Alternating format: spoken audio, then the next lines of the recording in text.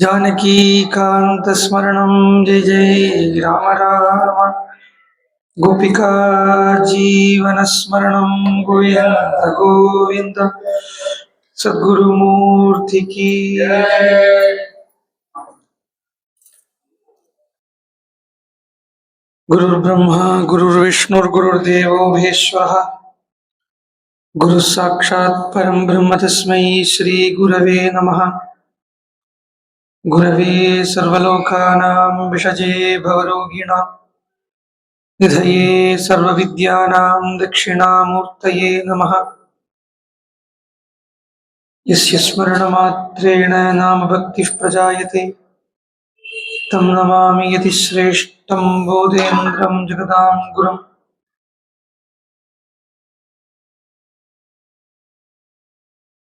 वागीशाद्याः सुमनसः सर्वार्थानामुपक्रमे यं नत्वा कृतकृत्याः स्युः तं नमामि गजाननम्। दोर्भिर्युक्ता चतुर्भिस्फटिकमणिमयीमक्षमालां ददाना हस्तैनेकेन पद्मं सितमपि सुखं पुस्तकं चापरेण भासा कुन्देन्दुशङ्खस्फटिकमणिनिभा भासमाना समाना सा मे वाग्देवतेयं निवसतु वदने सर्वथा सुप्रसन्ना। सा मे वाग्देवतेयं निवसतु वदने सर्वदा सुप्रसन्ना। नयन्ती सङ्गोजं सरसिजरुचं दिक्परिसरे सृजन्ती लौहित्यं नगकिरणचन्द्रार्धखचिता कवीन्द्राणां हृत्कैरविकसनोद्योगजननी स्फुरन्ती कामाक्ष्याः चरणरुचिसन्ध्या विजयते। कूजन्तं राम रामेति मधुरं मधुराक्षरम् आरोह्य कविताशाखां वन्दे वाल्मीकिकोकिलम्। पिपीलिकागृहजातं वाल्मीकिरिति विश्रुतं कविमुख्यम् रामायणस्य जनकम् उपास्महे सततं क्षेमाय।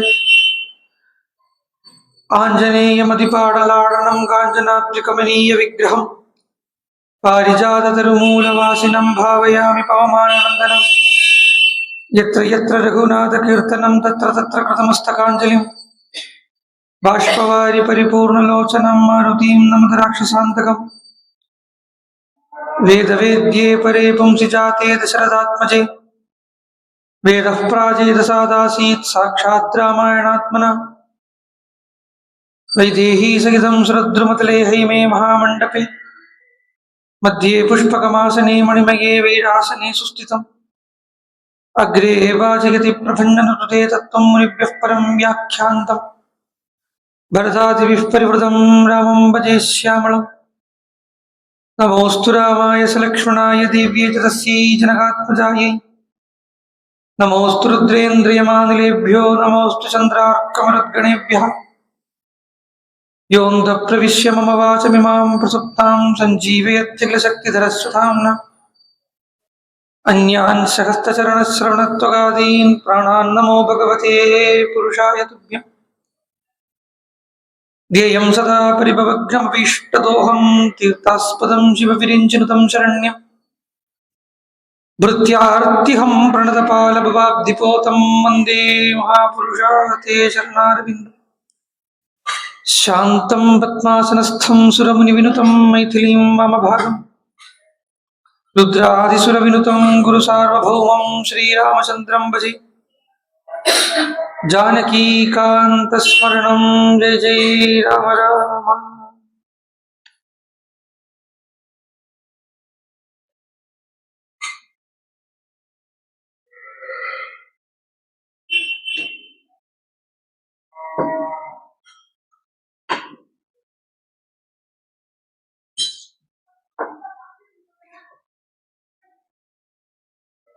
ஸ்ரீராமன் அப்படின்னு சொல்றத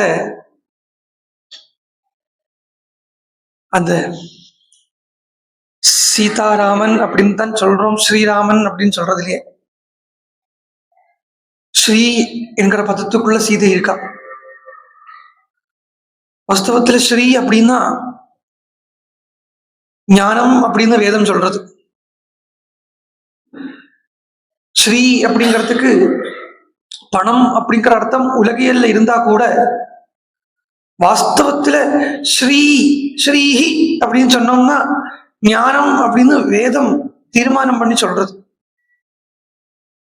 அது சொல்றத சத்துக்களுடைய வேதத்தை ஸ்ரீன்னு சொல்றது, சாதுக்களுடைய ஸ்ரீய வேதம், சாதுக்களுடைய ஞானத்தை வேதம் ஸ்ரீன்னு சொல்றது. அது தபஸ் அப்படிங்கிற ரூபத்தில் இருக்கலாம். ஏன்னா சாமான்யஜூகும்ஷி சாஹி ஸ்ரீஹி அமிர்தா சதாம் அப்படின்னு வேதம் சொல்றது. அப்போ சத்துக்களுடைய சாதுக்களுடைய ஸ்ரீ அப்படின்னா என்னதுன்னா தபஸ், ஞானம். அந்த ஞான ரூபமா இருக்கக்கூடிய ஞான அனுபவமா இருக்கக்கூடிய ஸ்ரீராமன் கூட ஞான சுரூபமா இருக்கக்கூடிய சீதை சேர்றதே சீதா கல்யாணம். கல்யாணம்னு சொல்றத நேற்றுக்கே நான் சொல்லி ஆரம்பிச்சேன். முக்திக்குத்தான், மோட்சத்துக்குத்தான் கல்யாணம்ன்றது சொல்லணும். கடைசியில கல்யாணம் அப்படின்னு சொல்றது, எல்லாத்துக்கு அப்புறம் கல்யாணம் அப்படின்னா கிருதம் கிருத்தியம் பிராபணம் பிராபியம், அடைய வேண்டியதை அடைஞ்சு வாங்க வேண்டியதை வாங்கி எடுக்க வேண்டியதை எடுத்துறதுக்கு அப்புறம் ஒன்னும் நிலையா நிற்க போறது இல்லை அப்படிங்கிற அந்த விவேகமே ஒரு கல்யாணம். கல்யாணம் வாஸ்தவமா பிராஜாபத்திய முறையில பார்த்தேன்னா 5 நாளா பண்ணிப்பா. பிராமணா கல்யாணம் தான் 5 நாள் கல்யாணம் தான். விவாகம் சொன்னாலே அது 5 நாளா பண்றதுக்கு தான். இந்த 5ல விஷயம் இருக்கு. ஓரோ நீங்க கல்யாண மந்திரம்னு நம்ம வச்சுட்டு இருக்கோம் இல்லையா, வேதத்துல வரத்த அதுக்கு ஏகாக்னி காண்டம்னு பேரு. ஆகிதாக்னிகள் அல்லாதவள் கல்யாணம் பண்ணா அந்த ஏகாக்னி காண்டம் எல்லாருக்குமே அதுதான். அதுல சொல்ற சப்தபதின்னு ஒண்ணு சொல்றது. வாஸ்தவமா இந்த கல்யாண மந்திரம் கூட அத்வைதத்தை தான் பிரதிபாதிக்கிறது. கல்யாண மந்திரமே ஒருத்தன் ஒரு பெண்ணுடைய கை பிடிக்கிறதுக்கு விவாகம், அந்த உத்வாகம் அப்படி சொன்னோமானா அதுக்குள்ள எவ்வளவு விஷயங்களை ரிஷிகள் அடக்கி வச்சிருக்கா, இல்ல வேதம் அடக்கி வச்சிருக்குது பார்த்தா ஆச்சரியமா இருக்கு. ஹோமம் பண்றா, உத்வாக ஹோமம்னு பேரு. 16 ஹோமம் இருக்கு. 16ங்கிற சங்கி பிரம்மத்தை குறிக்கக்கூடிய சங்கி. ஷோடச கலாத்மகா புருஷா அப்படின்னு சொல்றத புருஷனுக்கு 16 கலையோட கூடியவன் அப்படின்னு சொல்றது. அது 16 ஹோமமா பண்றான். இன்னொன்னு அடி எடுத்து வைக்கிறதுன்னு சொன்னா நம்ம யோகத்துல 7 அப்படின்னு இருக்கிற இடத்துல யோகம் உண்டு சொல்லிட்டேன் இல்லையா. பாருங்கோ, இந்த 7 தானத்தை குறிக்கும்படியா இருக்கு சப்தபதி மந்திரம். 1 2 3 4 சொல்றத அவ்வளவுலயும் நீ இவன் கூட சேரு, நீ இவன் கூட சேரு, உன் கூட இவன் இருக்கட்டும் அப்படின்னு சொல்லல. விஷ்ணு இருக்கட்டும், விஷ்ணு இருக்கட்டும், விஷ்ணு ஏகமிஷே விஷ்ணுத்வான்வேது, தேவூர்ஜே விஷ்ணுத்வான்வேது, த்ரீணி பதாய விஷ்ணுத்வான்வேது, சத்வாயி மாயோபவாய விஷ்ணுத்வான்வேது இப்படின்னு பஞ்ச பசுபிய விஷ்ணுத்வான்வேது, ஷட்ருதுபியா விஷ்ணுத்வான்வேது இப்படி சொல்றது 7 சப்தபதி மந்திரமே. ஒருத்தன் கையை பிடிச்சுன்னு நடக்கிறதுன்னா அதை நம்ம ஆத்தியாத்மிகத்தில் எடுத்துட்டோமானா, பகவானுக்கும் ஜீவனுக்கும் நடக்கக்கூடிய கல்யாணம் அப்படின்னு எடுத்தோமானா, ஒரு குரு கையை பிடிச்சு பகவான் கிட்ட இந்த 7 தாண்டி கொண்டு நிறுத்துற மாதிரி இருக்கு கல்யாண மந்திரமே. அதுல லாஜா ஹோமம்னு பண்றா. வாஸ்தவத்துல லாஜா ஹோமம் வேற, உபனிஷத்தினுடைய சாந்தி பாடம் வேற இல்லை, அப்படி தோணுறது. ஏன்னா ஒரு ஒரு தாற்பயம் என்னன்னா, வேதத்துல என்ன ஒரு மந்திரமும், ஏதொரு மந்திரமும், அந்த வேதத்துல வரப்பட்ட ஏதொரு மந்திரமும் 3 விதமா பார்க்கலாம். கர்ம ரீத்தியா, ஞான ரீத்தியா, உபாசன ரீத்தியாச்ச. ஏன்னா இதுக்கு 3 காண்டம்னு சொல்லுவா. காண்டத்ரயம்னே வேதத்துக்கு பேரு. காண்டத்ரயோபாத்தியாய கர்ம பிரம்மஸ்வரூபிணே ஸ்வர்காபவர்க ரூபாய யக்னேஷாய நமோ நமஹான்னு அக்னிக்கு சொல்லப்பட்ட மந்திரம். சோ இது மூணும் பார்த்தேன்னா, அதாவது ஒண்ணு ஏது மந்திரமும் கர்ம ரீதியா இருக்கு, ஏது மந்திரமும் உபாசனா ரீதியா இருக்கு, ஏது மந்திரமும் ஞான ரீதியா இருக்குங்கிறத உத்வாக மந்திரம், அதாவது கொலோக்கியலா சொன்ன கல்யாண மந்திரம் உட்பட ஞான ரீதியாகவும் பார்க்கலாம் கல்யாண மந்திரத்தை. அதுல சொல்றத ஆம்படையன் பொண்டாட்டி கிட்ட முதல்ல பார்த்த உடனே சொல்றான், அப்ராத்ரிக்னி அப்படின்னு எல்லாம் சொல்லிட்டு வரத்த, சன்னோ பவத்யுபதே சன்னோ பவத்யுபதே சஞ்சதுஷ்பதே அப்படிங்கிறான். நீ திபதிகளுக்கும் சதுஷ்பதைகளுக்கும் சம் பண்ணு, அதாவது மங்களம் பண்ணு அப்படிங்கிறத என்ன ரீதியில சொல்றது, ஒன்ன தவிர, அதாவது மற்ற கிரீச்சர்ஸ ஒன்னிலிருந்து வேறையா பார்க்காதே, மிருகமாகட்டும் மனுஷியாகட்டும் அதுலயும் ஒன்ன நீ பாரு அப்படி. ஏன்னா நல்லது பண்ணறது அப்படின்னா, ரொம்ப நல்லது பண்றதுன்னா எனக்கு நான் பண்ணினா தான் நன்னா நல்லது பண்ணிப்பேனே ஒழிய வேறொரு ஆளுக்கு நான் பண்ண உட்காந்தேன்னா நன்னா என்னால நல்லது பண்ண முடியாது. அதுல ஒரு ஆலசியம் வந்துடும். இன்னொருத்தனுக்குன்னு பண்றத 10 நாள் பண்ணலாம், 15 நாள் பண்ணலாம், 16ஆவது நாள் ஆகிறத போருமே இப்படிங்கிற அந்த எண்ணம் வந்துடும். யாருக்கும் வந்துடும், எந்த கணவனுக்கு எந்த மனைவிக்கும் வந்துடும். ஆனா தனக்குன்னு ஒண்ணு பண்ணிக்கிறத இன்னும் மேல மேல மேல மேல அதை எப்படி இன்னும் ஸ்ரத்தையா பண்ணலாம், கச்சிதமா பண்ணலாம், அழகா பண்ணலாம் அப்படின்னு பார்க்க தோணும். அதனாலதான் அத்வைதத்தை சொல்றத ஒன்ன மாதிரி நீ மத்ததை பாருன்னா அது என்ன சொல்றதுன்னா, அப்பதான் எல்லாத்துக்கும் ஹிம்சைன் பண்ணாம எதையுமே யாரையுமே துக்கப்பட வைக்காம இருக்க முடியும். இதுதான் கல்யாணம். அப்போ கல்யாண மந்திரமே நீங்க பேசிக்கலி பார்த்தீங்கன்னா அத்வைத ரீதியா ஞான ரீதியாவே இருக்கு. அதுல நம்ம சீதா கல்யாணம் அப்படின்னு எடுத்துட்டோமானா, இன்னைக்கு ஒரு தாளுக்கும் நடக்க போற கல்யாணம் சீதா கல்யாணம். ஏன்னா அன்னைக்கு எங்கேயோ சீதைக்கு நடந்தது அப்படின்னு விட்டுடாதே. நான் பகவான் கூட சேரணுமே, பகவான் கூட 2.5 கலக்கணுமே. ஏன்னா பரமஹம்சர் சொல்றார், பகவானை பார்க்கறதுக்கும் பகவான் கூடவே இருக்கிறதுக்கும் ஒரு விதமான சரீரம் உருவாகுமா. ஒரு கோபிகைகள் சொன்ன பாகவதத்தை நன்னா உட்கார்ந்து பார்த்தோமானா ஒரு சந்தேகம் இருக்காது. அதுதான் விஷயம். நன்னா பார்த்தா சந்தேகமே இருக்காது. நம்ம நன்னா பார்க்கறதும் இல்லை, அறகுறையா பார்த்துட்டு இருக்கக்கூடிய சந்தேகத்தை நம்ம கிட்ட இருக்கப்பட்ட காமக்ரோதாதிகள் எல்லாம் பாகவத்துல வச்சு திணிக்கிறோம். பாகவதத்துல சொல்றத கோபிகைகள் வந்தான்னு சொல்லும் போதே ஜகு குணமயம் தேகம், ஒரு குணமயமான இந்த தேகத்தை விட்டா அப்புறம் சத்துரஜ சமோ குணமான இந்த தேகத்துல அவ கிருஷ்ணன் கூட கலரலை. பிரேமமயமான ஒரு சரீரத்துல ஞானமயமான ஒரு சரீரத்தால பகவான் கூட கலந்தா.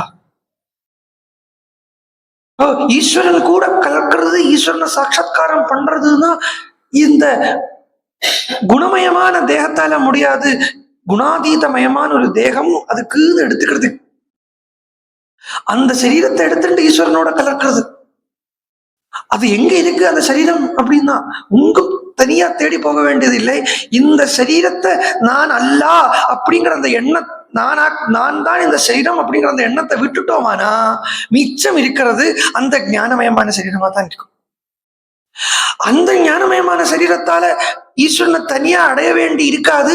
அந்த ஞானமயமான சரீரத்தை நன்னா ஒன்னும் சாட்சியா பார்த்துட்டோமானாலே தெரியும் அது ஈஸ்வரனை விட்டு வேற இல்லாம தான் அந்த சரீரம் இருக்குங்கிறது.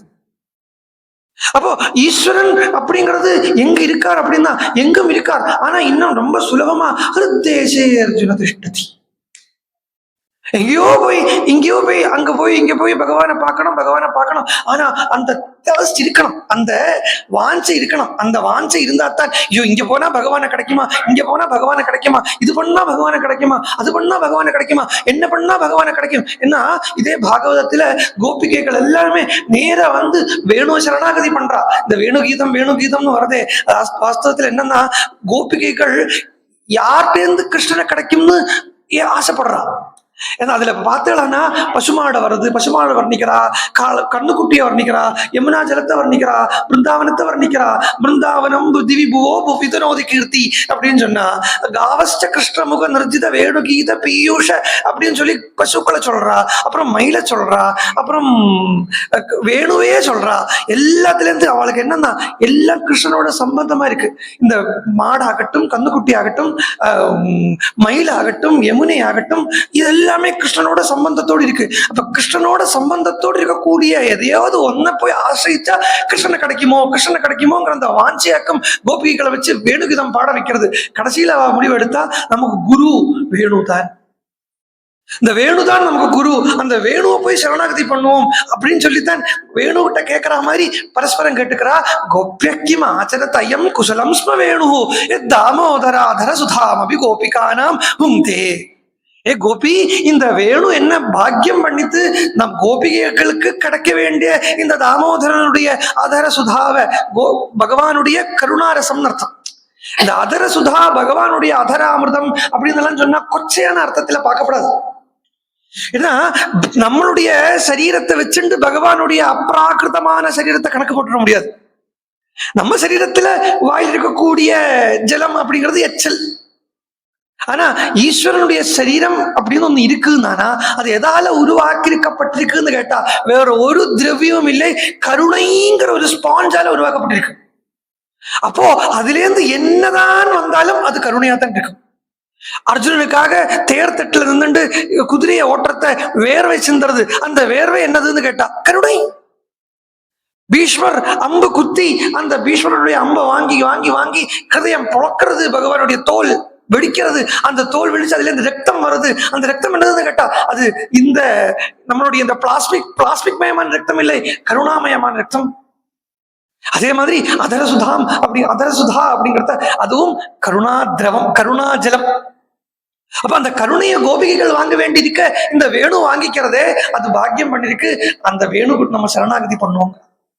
அதேதான் சீதா கல்யாணத்திலே நடக்கிறது. கோபிகைகளுக்கு வேணு குரு அப்படின்னா சீதைக்கு வில்லு குரு. வில்லு குரு விஸ்வாமித்திரர் அழைச்சுட்டு வரார். ராமரை அழைச்சுட்டு வந்தா ஜனக மகாராஜா பார்த்து ஆச்சரியப்பட்டு போயிட்டார். துளசிதாசர் சொல்றார், குசல பிரசங்கள்லாம் கேட்டுட்டு श्याम गौर मृदु बयस किशोरा लोचन सुखद विश्वचित जोरा उठे सकल जप रघुपति आए विश्वामित्र निकट बैठाए श्याम गौर மிருது பயச கிஷோரா. எப்படி இருக்கார் ராமர்? இந்த சியாம நிலத்தில் இருக்கார். லக்ஷ்மணர் வெள்ள நிலத்தில் இருக்கார். வயசோ சமுபஸ்தித யௌவனம் அப்படின்னு நேற்றுக்கு சொன்ன மாதிரி அந்த யௌவனமும் கௌமாரமும் கலக்கிறது, பால்யமும் கௌமாரமும் கலக்கிறது. அப்படி இருக்கக்கூடிய ராமனை பார்த்த உடனே ஜனகன் என்ன சொல்றாரு தெரியுமா? யாரும் ராமனை சொல்லாத ஒரு வார்த்தையை ஜனக மகாராஜா சொல்றார், திருடன்னு சொல்றார். அரே, கிருஷ்ணனை திருடன் சொன்னா ஒத்துக்கலாம், ராமனை திருடன் சொன்னா எல்லாருக்குமே இங்கேயே கொஞ்சம் ஏகதேசம் உள்ள ஆளுகளுக்கு முகம் சுழுங்கிறது. ஆனா துளசிதாசர் ராமரை பத்தி ஜனகன் திருடன்னு சொன்னார்னு சுதந்திரமா சொல்ல மாட்டார். வால்மீகி எங்கேயாவது சொல்லி வச்சிருப்பார், சொல்லி வச்சதனுடைய அடிப்படையில் தான் சொல்லுவார். வால்மீகியும் ராமனை திருடன்னு சொல்றார். திருடன் சொல்றார். எப்படி சொல்றாருன்னா அபகரிக்கிறவன் சொல்றார். அயோத்தியா காண்டத்திலே சொல்றத இப்படி ராமன் நடந்து வரார். வந்தா அந்த ராமனை பார்த்தா பும்சாம் ரூபௌதாரிய குணைஹி பும்சாம் திருஷ்டி சித்தாபஹாரிணம். ரூபத்தால கண்ண கொள்ளையடிச்சுட்டாராம், குணத்தால சித்தத்தை கொள்ளையடிச்சுட்டாராம். அதுதான் இங்க துளசி சொல்றார், விஸ்வதித சோரா. அப்படி பாக்குறார், மூர்த்தி மதுர மனோகர தேகி பயவு விதேகு விதேகு விசேஷி. வாஸ்தவத்துல ஜனக மகாராஜாக்களுக்கெல்லாம் விதேகராஜா விதேகராஜான்னு பேரு, அந்த தேசத்துக்குமே விதேகம்னு பேரு. அதனுடைய காரண காரியங்களை நேத்திக்கே சொல்லிவிட்டேன். ஏன் விதேகம் அப்படின்னு சொல்லிட்டேன். தேகானுபவம் இல்லாத இடம். நான் முதல்ல சொல்லி ஆரம்பிச்சேனே, இந்த சரீரம் நான் அப்படிங்கிற அந்த எண்ணம் இல்லாத இடம். அப்ப அங்க எல்லாருமே அந்த விதேக தேசத்தில் இருக்கக்கூடிய எல்லாருமே குணமயமான தேகத்தை விட்டுட்டு ஞானமயமான தேகத்தை எடுத்திருக்கான்னு சொல்றது தப்பில்லை. இல்ல அது இன்னும் கொஞ்சம் கூட திருப்பி போட்டா இன்னும் அழகா இருக்கான். யாரெல்லாம் குணமயமான தேகத்தை விட்டுவிட்டு ஞானமயமான தேகத்தை எடுத்திருக்காளோ அவ எல்லாருமே விதேகாள், விதேக தேசத்தில் உள்ளவாள். அப்படி அந்த விதேக ராஜா இந்த மூர்த்தியினுடைய மாதுரியத்தை பார்த்து விதேகு விசேஷி, அந்த தேகத்தை மறந்துட்டான். எதுக்கே தேகம் இல்லாம இருக்கான், தேக அனுபவம் இல்லாம இருக்கான். கொஞ்சம் தேக அனுபவத்தை வச்சுக்கிறார், கொஞ்சம் சரீரானுபவத்தை வச்சுக்க வேண்டி இருக்கு. ஞானிக்குமே கொஞ்சம் சரீரானுபவத்தை வச்சுக்க வேண்டி இருக்கு. பரமஹம்சர் சொல்றார், சங்கராச்சாரியாலும் சுகபிரம்ம ரிஷி எல்லாம் கொஞ்சம் அகங்காரத்தை வச்சுக்கிறான்னு சொல்றார். சுகரே பாகவதத்துல சொல்றார், கிரகீத சேதா ராஜரிஷே ஆக்கியானம் எது அதீதவான். பகவானுடைய குணத்தை சொல்றதுக்காக, பகவானுடைய குணத்தை ரசிக்கிறதுக்காக நான் கொஞ்சம் ஈகோ வச்சுக்கிறேங்கிறார். அந்த ஈகோ, அந்த அகங்காரம் தப்பான அகங்காரம் இல்லை, அது ஒரு சாத்விகமான அகங்காரம். ஏன்னா லோகத்தை உணர்த்துறதுக்காக.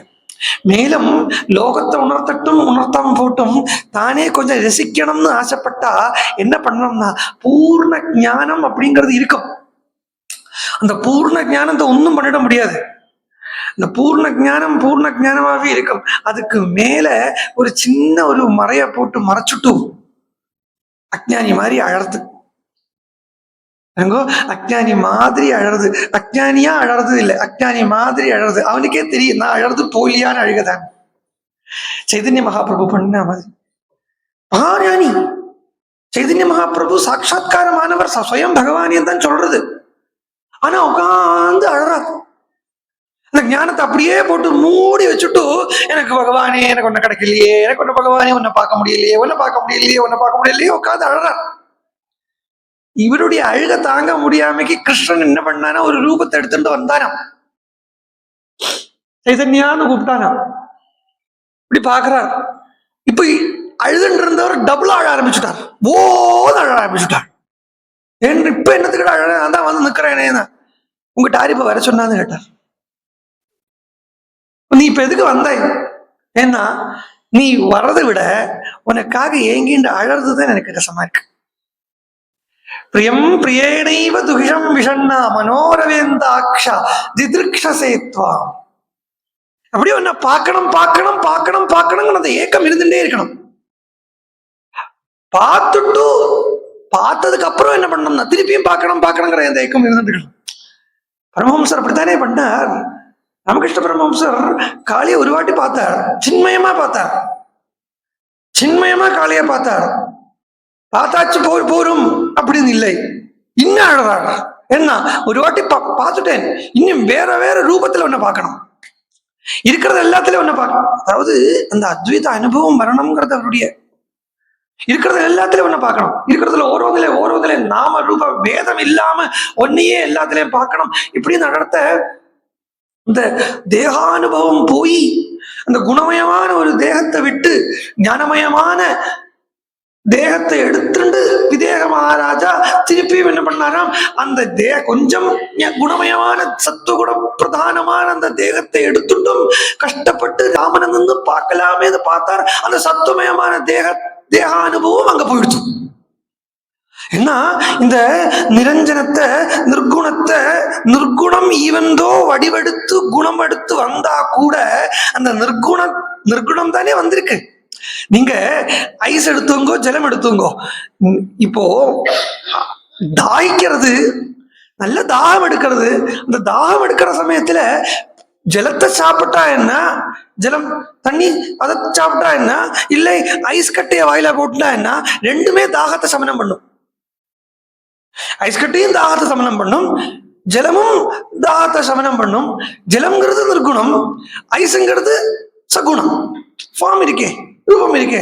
ஆனா ரெண்டுமே எப்படி தாகத்தை சமனம் பண்றதோ அதே மாதிரி நிர்குண சாட்சா்காரமானாலும் சரி சகுண சாட்சா்காரமானாலும் சரி சாட்சாத்கரிக்கப்பட்டவனுடைய குணத்தை எல்லாம் எடுத்துடும், காந்தம் மாதிரி எடுத்துடும். இதைத்தான் பட்டத்திரி நாராயணியத்துல குருவரப்பன சொன்னோன்னு சொன்னார், காந்தம் காந்தி நிதானதோபி மதுரம் மாதுரிய. இந்த மாதுரியத்தாலேயே அந்த காந்தி எடுத்துடுறோம். இந்த ஒரு மதுரம் வந்துருத்துன்னா, இந்த ஒரு மதுரானுபவம் வந்துருத்துன்னா மற்ற மதுரம் எதுவுமே மதுரமா தோணாது. அது பாகவதம் கடைசியில சொல்றது நல்ல ஸ்பஷ்டமா சொல்லித்து, தத்ரசாமிருத திருப்தஸ்ய ந அந்யத்ரஸ்யாத் ரதிக்வசித். ராமா அப்படிங்கிற அந்த அனுபவம் உள்ள வந்துருத்துன்னா, அந்த ராமானுபவம் உள்ள வந்துருத்துன்னா மற்ற அனுபவம் எதுவுமே அனுபவமா தோணாது. ஜனக மகாராஜா பாக்குறார், விதேகனா போயிட்டான். வேற ஒண்ணுமே அவருக்கு கண்ணுக்கு தெரியல. இது யாரு அப்படின்னு கேட்டாங்க. இவனைத்தான் ஜனகன் உள்ள பேசிக்கிறான் தனக்குள்ள, பிரம்மஜோ நிகம நேதி கஹ்காவா உபய வேஷதரி கி சோயியாவா. இதுதான் வேதம் நேதி நேதி நேதின்னு தள்ளி விடுமே. அந்த நேதி நேதி தேதி இது பிரம்மமல்ல, இது பிரம்மமல்ல, இது பிரம்மமல்லான்னு சொல்லி கடைசியில எந்த வஸ்து மிச்சப்பட்டிருக்கோ அதைத்தானே வேதம் எடுத்து பிரம்மம் தத் பிரம்ம நால்பே சுகமஸ்தி அப்படின்னு சொல்லுமே. அந்த தத் பிரம்மங்கிற அந்த வஸ்து தானோ இங்க எனக்காக ரூபம் எடுத்துன்னு வந்திருக்கு அப்படின்னு ஜனகனுக்கு தோணுறது.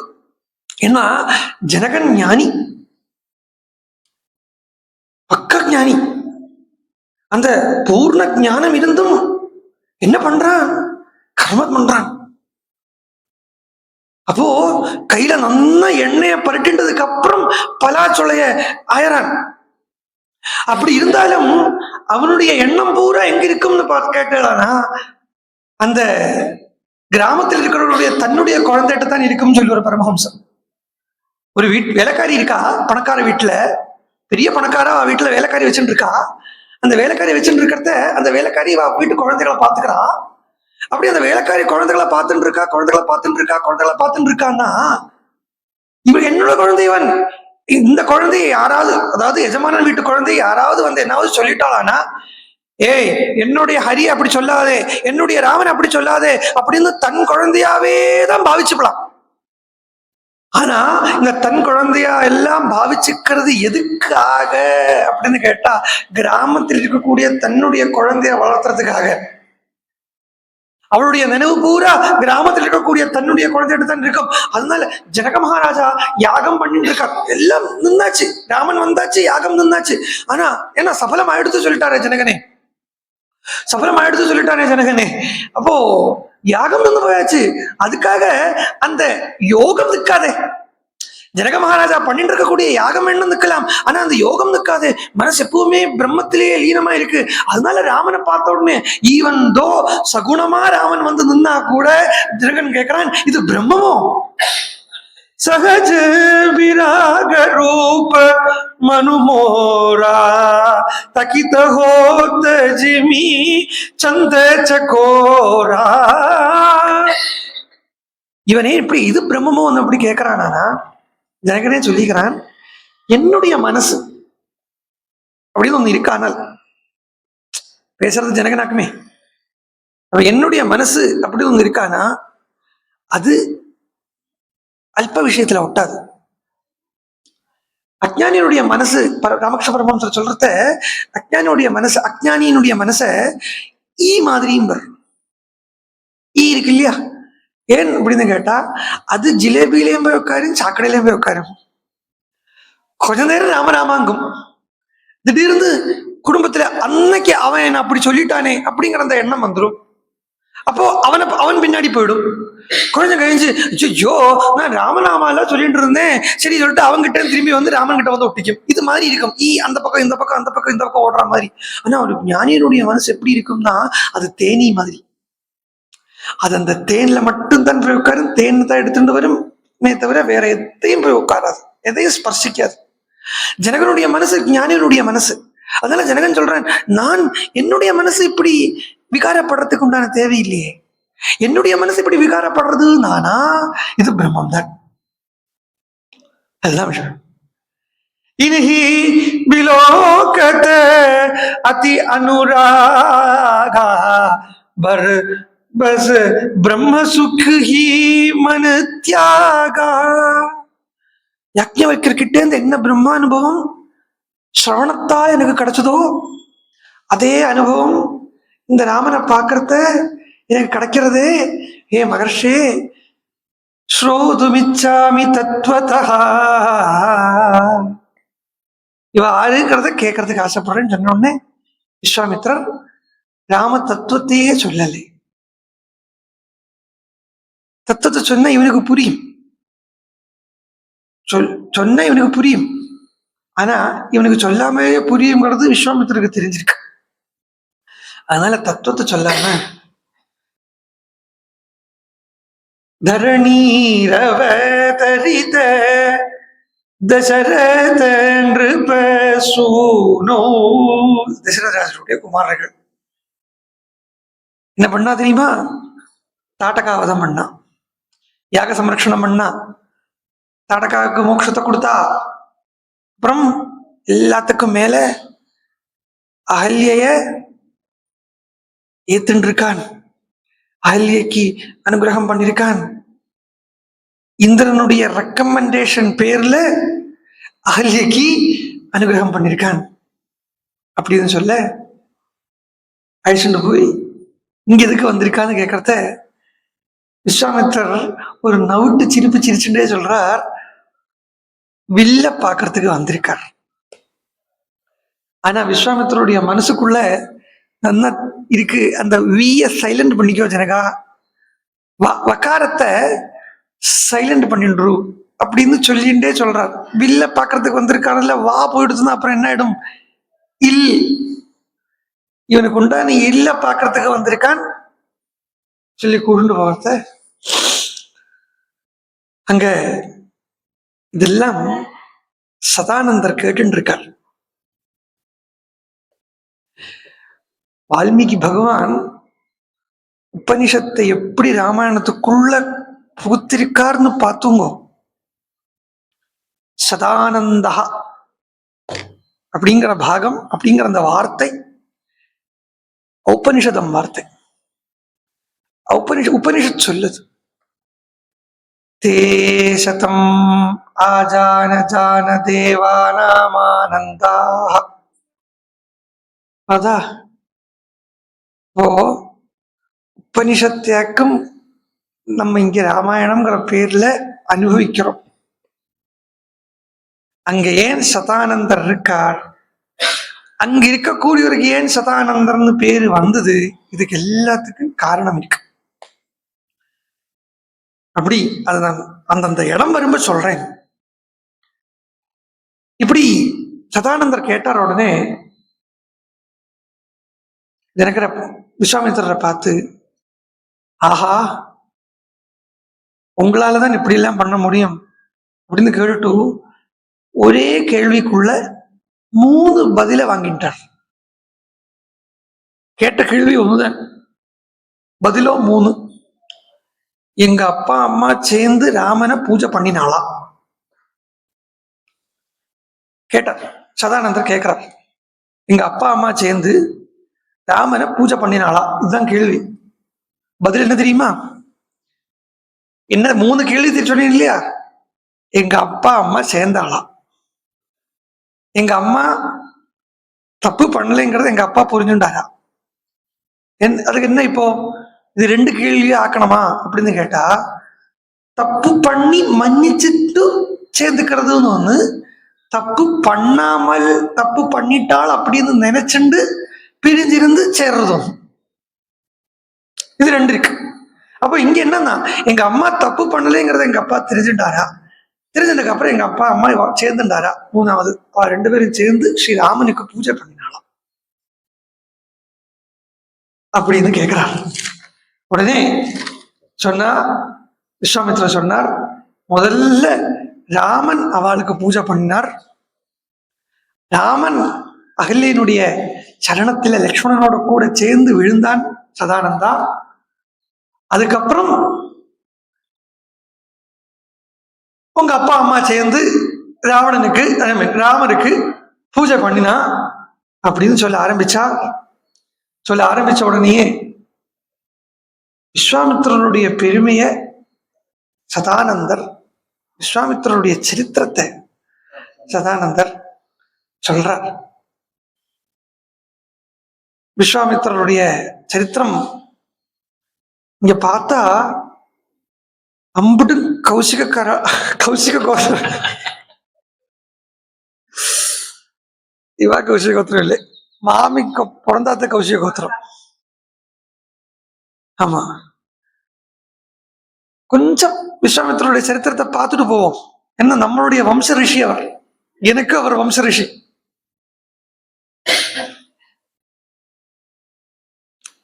வாஸ்தவமா 4 இதுக்கு நான் சொன்னேன் இல்லையா கொஞ்சம் முன்னாடி, இந்த முமுக்ஷு அப்படிங்கிறதனுடைய ஒரு சுரூபமா இருந்திருக்கார் விஸ்வாமித்திரன். கதையா சொல்லி விடுறேன், நான் இதுக்குள்ளேயே பார்க்க போறது இல்லை. இதுக்குள்ள பார்த்தேன்னா அப்புறம் உள்ள போயிடுறது. இந்த புஸ்தகத்தை பார்த்தா அந்த ஸ்லோகம் உள்ள போயிட்டு போயிடுறது. அதனால ஜஸ்ட் என்ன, இன்னைக்கு சீதா கல்யாணம், இன்னைக்கு பாலகாண்டம் அட்லீஸ்ட் இன்னைக்கு பூர்த்தி பண்ணி ஆகணும். இன்னைக்கு 30 நாள் ஆயாச்சு, இனி மிச்சம் 70 நாள் தான் இருக்கு. அதுல இன்னும் தான் 4-5 காண்டம் சொல்ல வேண்டியிருக்கு. அதனால விஸ்வாமித்திரனுடைய சரித்திரம் முமுக்ஷுத்துவம், பாகவதமும் ராமாயணமும் சொல்ல வந்த விஷயம் ஒன்றுதான் சொல்றது. நம்ம தான் அதை செப்பரேட் டெக்ஸ்டா பார்க்கிறோம், கிரந்தமா பார்க்கிறோம். ரெண்டுமே சொல்லக்கூடிய வஸ்து ஒண்ணுதான். விஸ்வாமித்திரர் காட்டுக்கு கிளம்புறார் வேட்டையாடுறதுக்கு. வேட்டையாடுறதுக்கு ஏன் கிளம்புறாருன்னா, ராஜாவா இருந்திருக்கார். ராஜாவா இருக்கார் அப்படின்னு சொன்னா வேற ஒன்றும் இல்லை அர்த்தம், ராஜசீக குணத்தில் இருக்காருன்னு தான் அர்த்தம். இதிகாச புராணத்துல ராஜாவா இருக்கார் அப்படின்னு சொல்லியாச்சானா கொஞ்சம் ராஜசீக குணத்தை வச்சுட்டு இருக்காருன்னு அர்த்தம். அந்த ராஜசீக குணத்துல தாரதமியம் இருக்கு. அதாவது ராஜசீக குணத்துக்குள்ள செப்பரேட் சொல்லுவா பைஃபர்கேஷன் இருக்கு. அதாவது பகவத்கீதையில 14வது அத்தியாயம் நீங்க பார்த்தீங்கன்னா குண விபாக யோகா அப்படின்னு இல்லை, அதுக்கு பேரு குணத்ரய விபாக யோகான்னு பேரு. அப்படின்னா என்ன அர்த்தம்னா, குண விபாக யோகம்னா சத்துவம் ரஜசு தமசு அவ்வளவுதான் அப்படின்னு வச்சுடலாம். ஆனா குணத்ரய விபாக யோகம் அப்படின்னு சொன்னா என்ன அர்த்தம்னா, ஓரோரோ குணத்துக்கும் ஓரோரோ விபாகம் இருக்கு. இப்ப சத்துவகுணம் எடுத்துட்டேனாலே சத்துவகுணத்துல சத்துவகுணமான சாத்விகமான சத்துவகுணம் இருக்கு, ராஜசிகமான சத்துவகுணம் இருக்கு, தாமசிகமான சத்துவகுணம் இருக்கு. ரஜோகுணத்துல சாத்விக ரஜஸ் இருக்கு, ராஜசீக ரஜஸ் இருக்கு, தாமசிக ரஜஸ் இருக்கு, தமோ குணத்திலே ததைவ.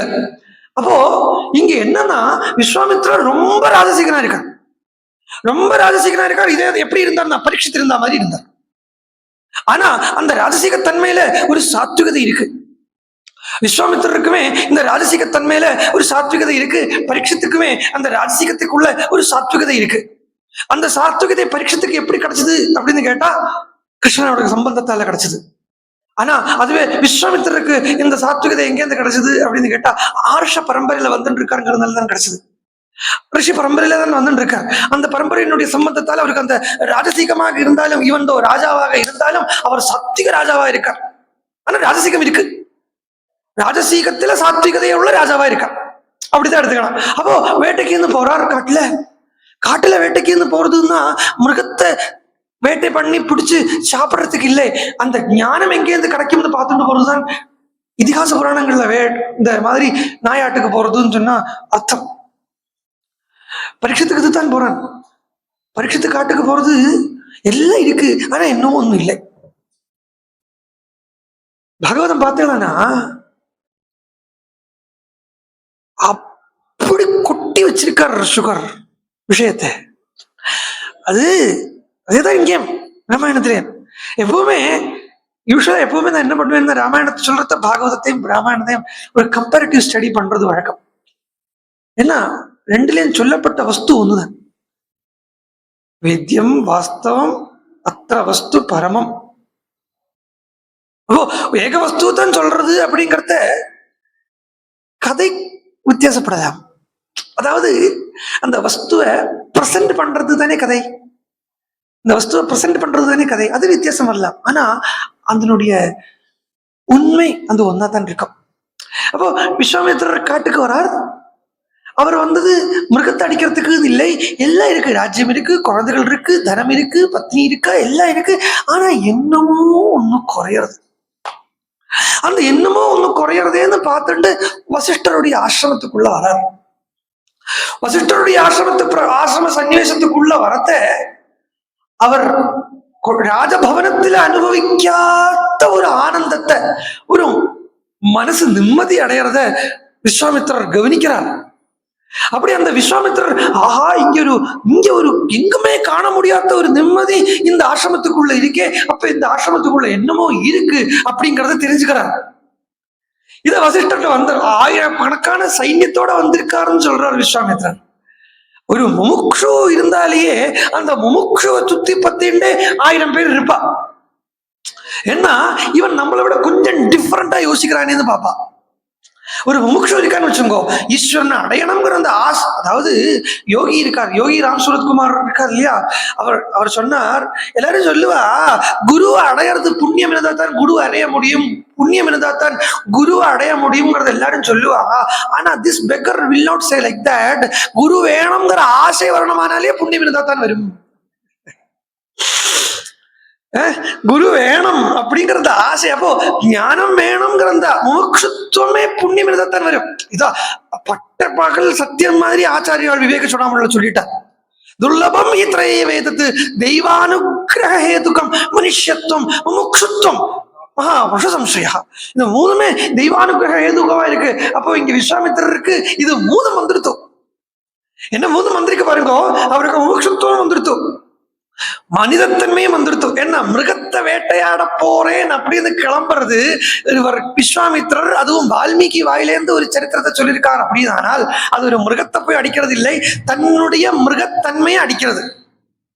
மனுஷன் என்னைக்கு மனுஷன் ஆகிறான் அப்படின்னு கேட்டா, என்னைக்கு அவன் ஆகாரத்துக்கோ நித்ரைக்கோ பயத்துக்கோ மைத்திரத்துக்கோ அல்லாமல் விவேகத்தை பிரயோஜனப்படுத்துறானோ, அந்த விவேகத்தாலேயும் தர்மத்தாலேயும் தான் அவன் மனுஷன் ஆகிறான். அது வரைக்கும் அவன் மிருகமாத்தான் இருக்கான்.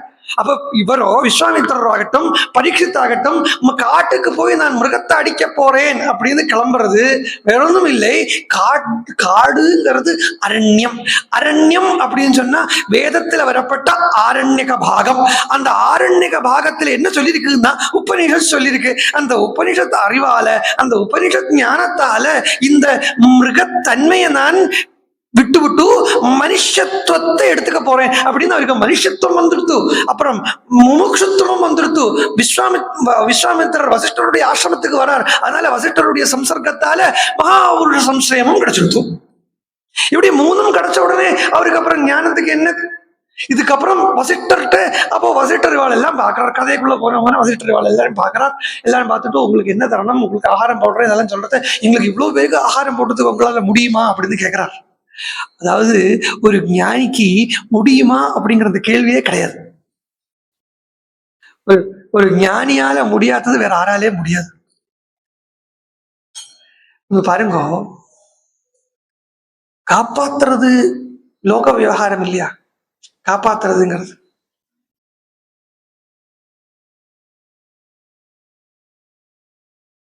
உலகத்தினுடைய சிருஷ்டியும் சரி சம்ஹாரமும் சரி நைமித்திகம்.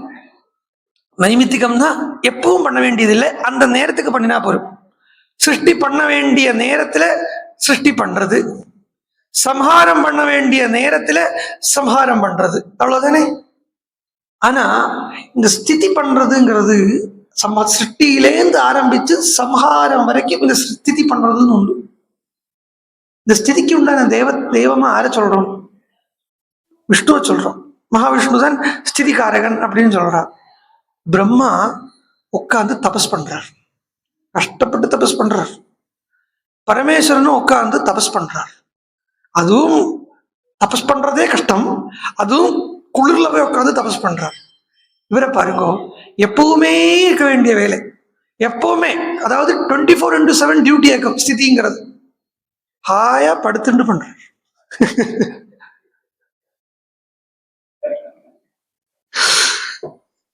ஹாயா படுத்துட்டு இருக்கார். எப்படி முடியாது? அதுக்காக பிரம்மாவோ பரமேஸ்வரனோ ஞானி எல்லாம் சொல்லலை. ஈஸியா பண்ண முடியும் வேலையை ஒரு ஞானியால. லௌகிகன் கஷ்டப்பட்டு சிந்தனை பண்றத ஒரு ஞானி சொடக்கு போடுற நேரத்தில் அதுக்கு சொல்யூஷன் கண்டுபிடிச்சு கொடுத்துருவார். காமார்புக்கூர்ல பரமஹம்ச சின்ன குழந்தையா இருக்கார், பூணல் கூட போடலை, விளையாடின்னு இருக்கிற குழந்தையா இருக்கார். பூணல் கூட போடலைன்னா 5 வயசு 6 வயசு. அப்போ ஒரே வாக்குவாதம் நடக்கிறது சாஸ்திரக்காரர்களுக்குள்ள. கிராமத்துல எல்லாரும் உட்காந்து ஒரு அவர்ணன் இருந்துட்டு இருக்கார். இந்த பேர்ல எங்கேருந்து தான் கண்டுபிடிக்கிறாளோ? ஆமா, பிராமணனோ க்ஷத்ரியனோ வைசியனோ சூத்ரனோ அல்லாத ஒருத்தர் இருந்துட்டு இருக்க. ஹரிஜன், அதுதான் நல்ல பேர். ஹரியினுடைய ஜனங்கள் இருக்கிறத ஒரு கசேரை போட்டுக்கிறீங்களா, ஒரு சேர் போட்டுக்கிறீங்களா?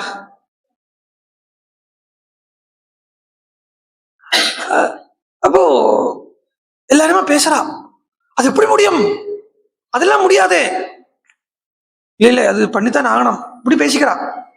என்ன விஷயம்னா, அந்த ஊர்ல ஒரு ரொம்ப சிஷ்டமான ஒரு பிராமணருக்கு வயிற்று வலி வந்துடுது.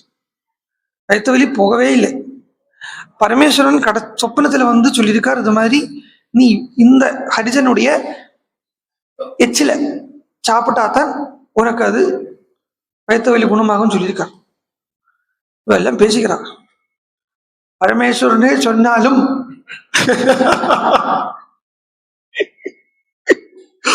அது சாப்பிடப்படாது. இல்லை இல்லை, பரமேஸ்வரன் சொல்லியிருக்கார். பரமேஸ்வரன் சர்வ ஸ்ருதி ஸ்மிருதி மமை வாக்ஞான்னு வந்திருக்கு. ஐயாவால் இருந்த இடமாக்கும் இது. திருவசெல்லூர்ல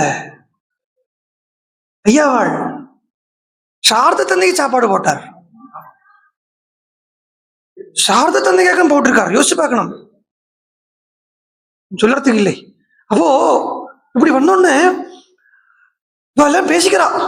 உடனே இந்த கதாய் விளையாடிட்டு இருக்கு, டயரை உருட்டி விளையாடுற மாதிரி நெத்திய வச்சு விளையாடிட்டு வந்துட்டு இருக்கு. என்ன மாமா பேசிக்கிறேன்? போடா அம்பி, உனக்கு ஒன்றும் தெரியாது போ. இல்ல இல்ல சொல்லுங்க, சும்மா சொல்லுங்க. சொன்னா இது மாதிரி நடந்துடா, இவ்வளவு தானே, என்னடா இவ்வளவு தானேங்கிறாய்? நாங்க 3 மணி நேரமா உட்கார்ந்து உருட்டின்னு இருக்கோம். அந்த பக்கத்தை பாக்குறோம், இந்த பக்கத்தை பாக்குறோம், ஸ்மிருதி முக்தா பலம் அதை பாக்குறோம், நிர்ணய சித்து இதை பாக்குறோம், ஒன்னுலையும் கிடைக்க மாட்டேங்கிறது. நீ என்கிட்ட சொல்ற விஷயம் இருக்கு மாமா. நேர இந்த ஹரிஜனை கூட்டிட்டு இந்த மாமாவை பூரி ஜெகநாத்துக்கு போக சொல்லுங்க. பூரி ஜெகநாத்துக்கு போயிட்டு ஜெகநாத பிரசாதத்தை இந்த ஹரிஜன் கிட்ட சாப்பிட சொல்லுங்க. ஜெகநாத பிரசாதம் பூனை வாயிலேருந்து கூட எடுத்து சாப்பிடலாம், தோஷம் இல்லைன்னு சொல்லியிருக்கு. அப்ப அதை எச்சல் சாப்பிட்டா மாதிரி ஆகும், பூரி ஜெகநாத பிரசாதங்கிறதுனால தோஷம் இல்லாத மாதிரி ஆயிடும் அப்படின்ட்டு பாருங்க. ஒரு ஞானியால டப்பு டப்பு டப்பு டப்புன்னு அதை முடிச்சு கொடுத்துட முடியும். அதனால வசிட்டர் கேட்கிற ரொம்ப முடியுமா கேட்டா, நான் என்னப்பா பண்றேன், எல்லாம் அவனுடைய செயல். இதுதான் ஞானியுடைய இதுதான் ஞானியுடைய ஸ்திதி.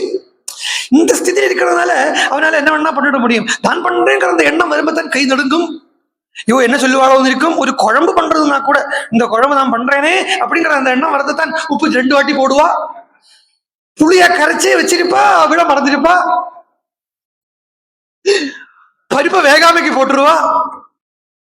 எல்லாம் முடிஞ்சு கடைசியில இந்த நான் பண்ணினேன் அந்த அபிமானம் எங்க கொண்டு விடும் தெரியுமா? சாதம் பரிமாறின்னு குழம்பு சாப்பிட்றதுக்கு முன்னாடியே சாப்பிட்ற வாழ்க்கை முன்னாடி போய் நின்று குழம்பு எப்படி இருக்கு, நன்னா இருக்கு சொல்லணும். நன்னா இருக்கு சொல்றது வரைக்கும் அங்கேயே அதுக்கப்புறம் தான் அடுத்த 2வது கூட்டோ பொரியலோ வரும்.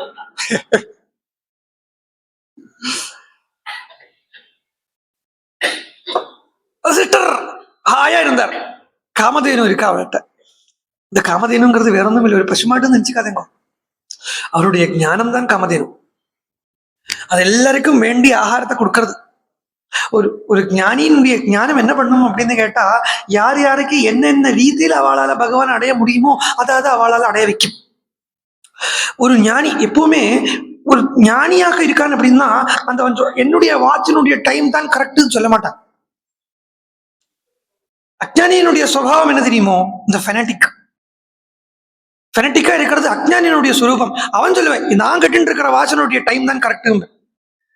விஸ்வாமித்ர வசிஷ்டர் எல்லாம் கொடுக்கிறார், தேகி சபலே அப்படின்னு எல்லாத்தையும். அந்த காமதேனுவானது வாஸ்தவத்துல காமதேனுங்கிறது ஞானத்துக்கு தான் காமதேனுன்னு பேரு, அந்த ஆனந்தத்துக்கு தான் காமதேனுன்னு பேரு. எல்லாத்தையும் கொடுக்கக்கூடியது.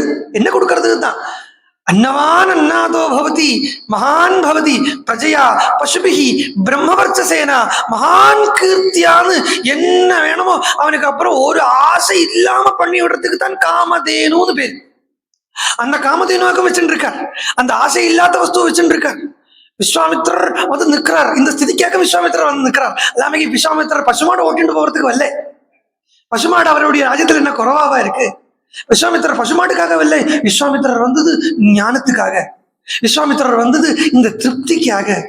அந்த போருங்கிற அந்த எண்ணம் இல்லையானா அந்த எல்லாத்தையும் அடைய வைக்க முடியறதுங்கிறது என்னதுன்னு கேட்டா, லோக விஷயத்தால ஈவன் பசுமாடா இருக்கட்டும். என்ன பாகவதம் சொல்றதான் நான் சொல்றேன். சிந்தாமணி லோக சுகம் சுரத்ருகு சொர்க்க சம்பதம் அப்படின்னு எல்லாம் சொல்றத, இந்த சிந்தாமணியும் அப்புறம் என்ன சுரத்ருகு கல்பக விருட்சமும் காமதேனுவும் இதெல்லாமே சொர்க்க சம்பந்தமான விஷயங்கள். சொர்க்கமும் லோகம் தான்.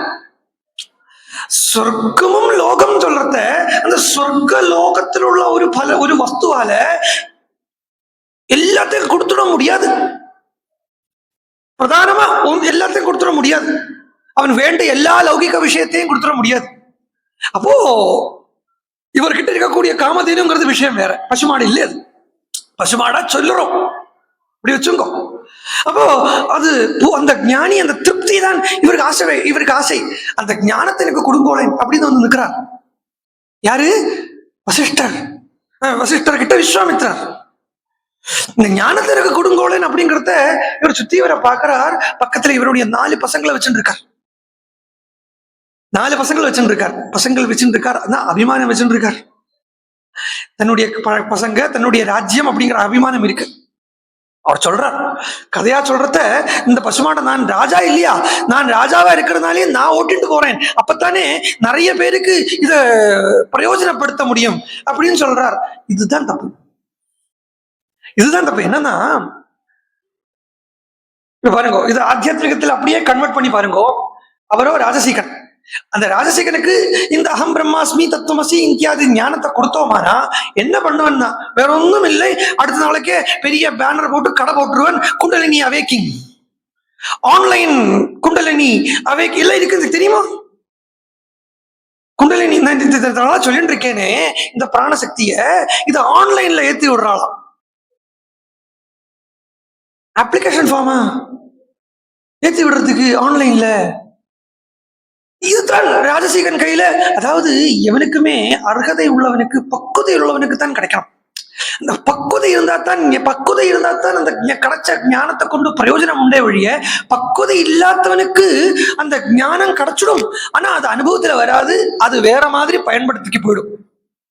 இப்ப நம்ம சொல்லப்பட்ட இந்த அகம் பிரம்மாஸ்மி தத்துவமசி இப்படிங்கிற இந்த வாக்கியங்கள் எல்லாம் ஒரு அஞ்ஞானியினுடைய கையில கிடைச்சதுதானா, அவன் அந்த வாக்கியத்தை வச்சு அவன் அதை எல்லாத்திலையும் போட்டு இழுத்து அதை குழப்பி விட்டுருவான்.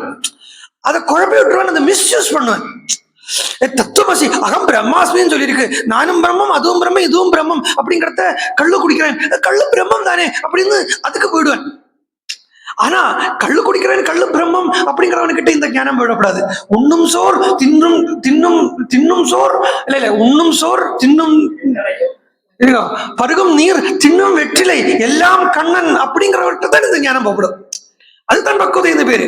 என்ன, அவர் வெத்தலையை சாப்பிட்டு வெத்தலை கண்ணன் அப்படின்னு சொல்லலை, கண்ணா அப்படின்னு கூப்பிடுறார், வாயில வெத்தலை போட்டுனா மாதிரி இருக்கு.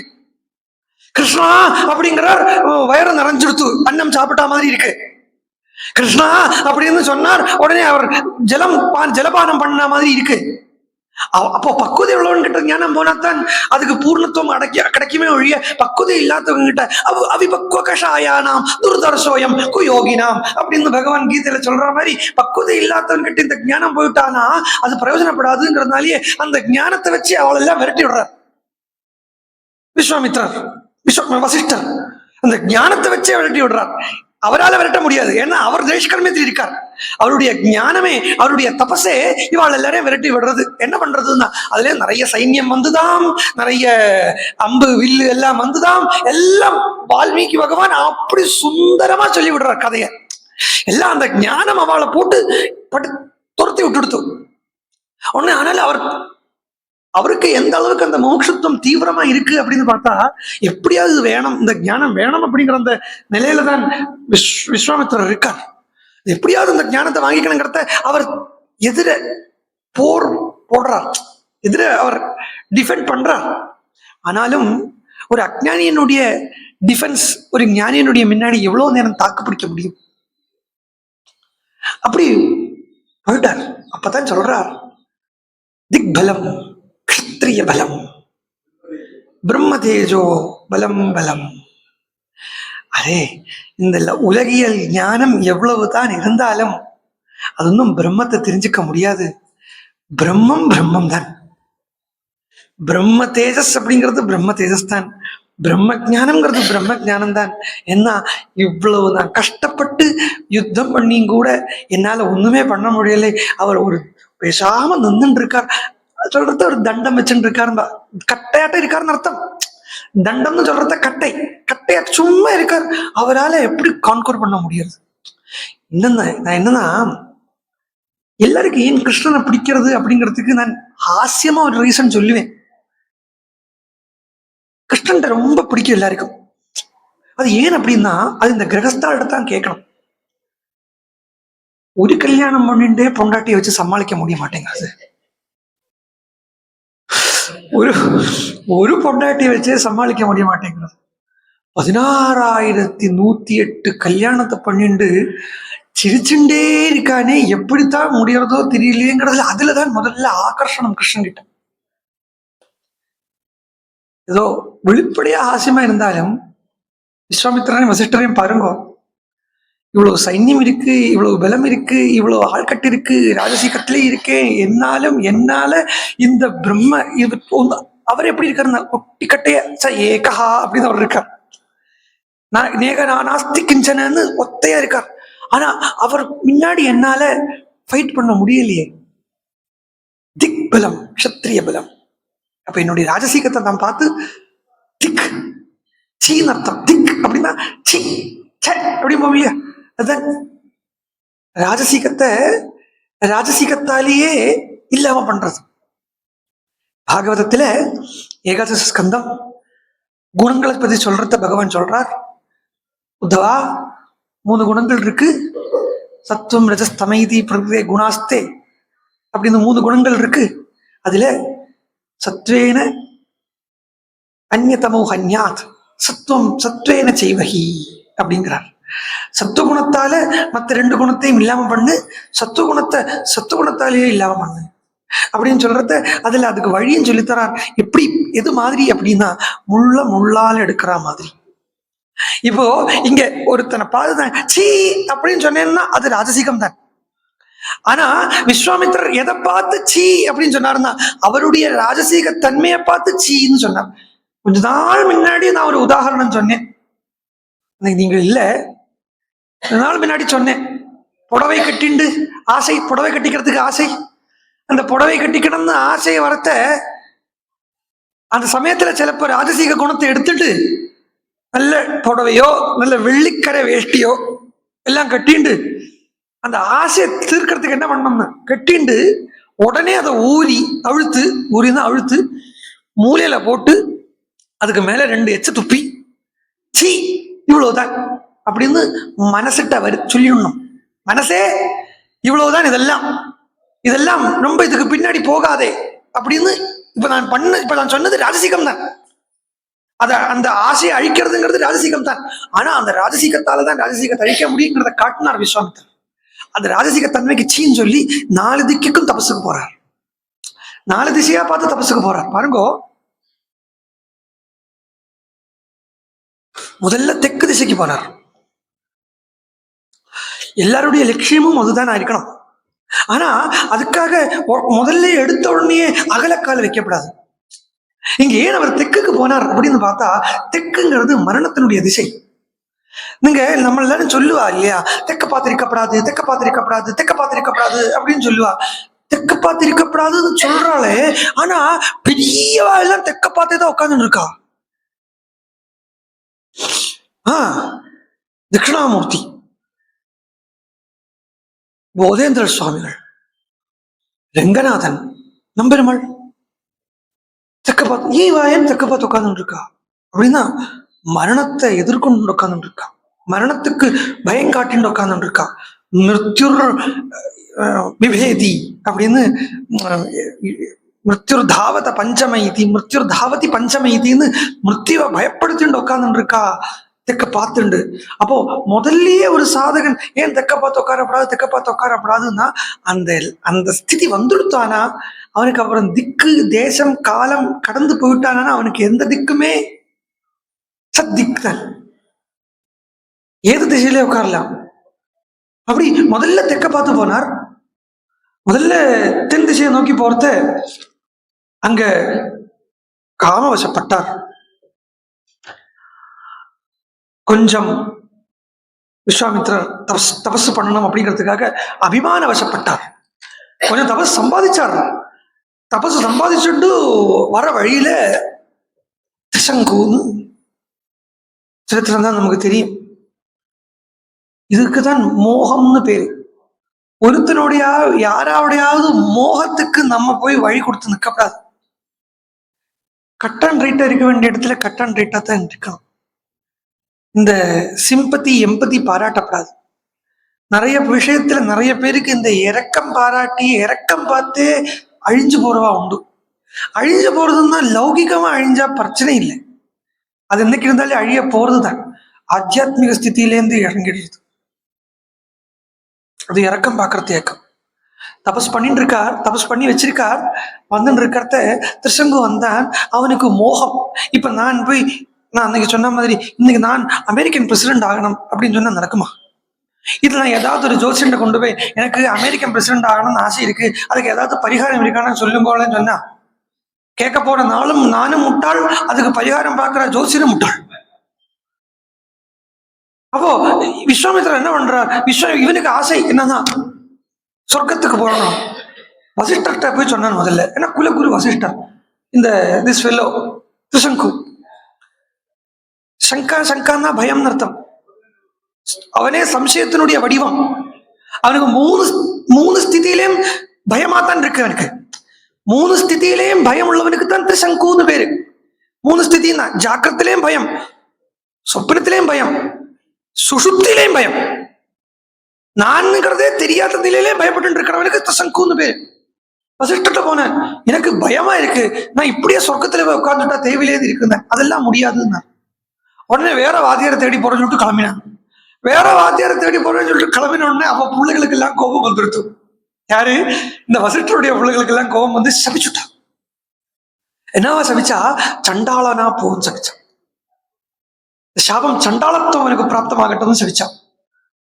அதாவது எதுக்கே நீ கீழே நிலையில தான் இருக்காய், உன்னுடைய மனசு கீழே நிலையில தான் இருக்கு, அதே கீழ் நிலையிலேயே இருக்கட்டும் அப்படி சபிச்சான்.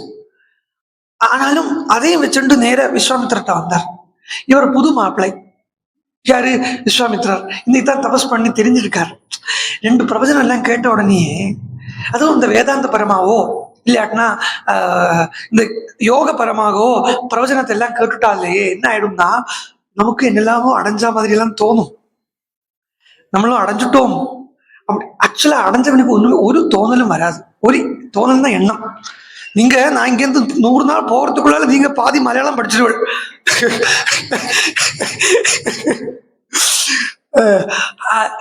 எண்ணம் எனக்கு என்னெல்லாமோ எண்ணங்கள் வந்துடும் எனக்கு.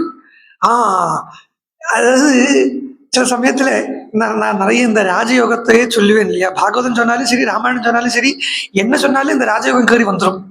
அப்போ அது சொல்றது என்னன்னா, பிரவச்சனம் எல்லாம் முடிச்சுட்டு உட்கார்ந்து இருக்கிறத வந்து கேட்பா, எனக்கு இந்த குண்டலினி இப்ப எங்க வந்திருக்குன்னு உங்களால சொல்ல முடியுமா?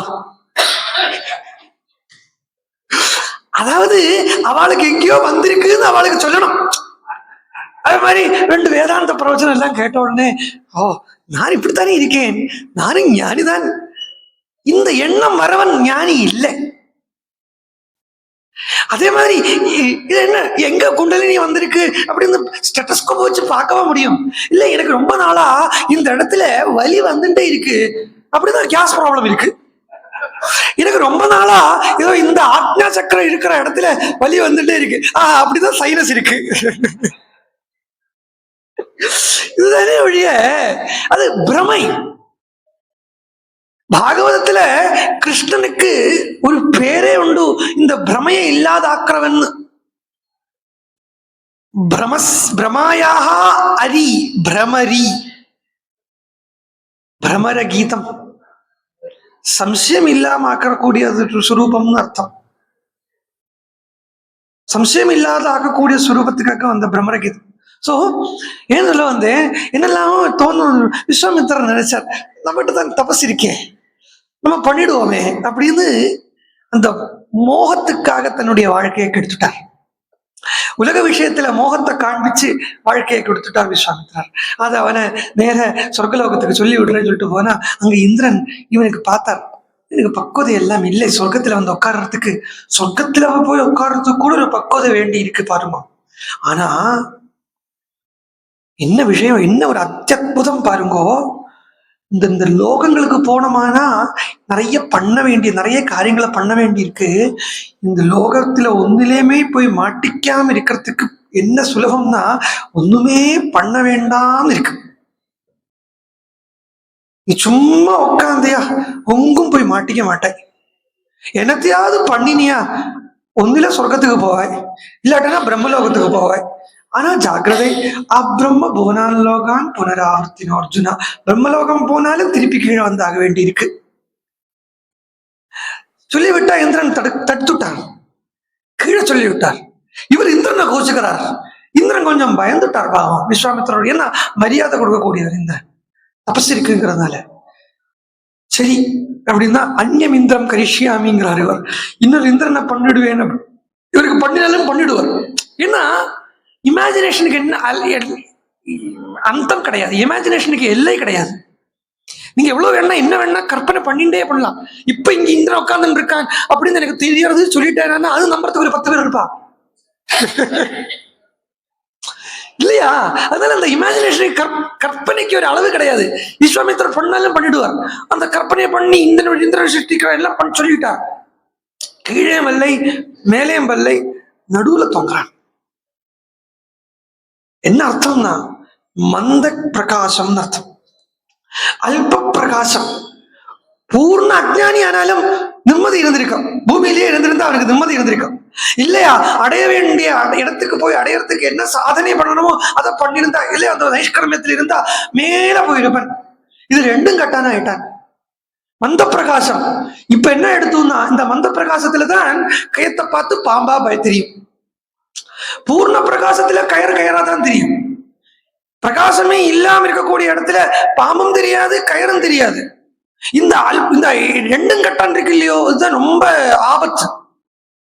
நரகுடம் துளும்பாது, ஒண்ணும் இல்லாத குடமும் தழும்பாது.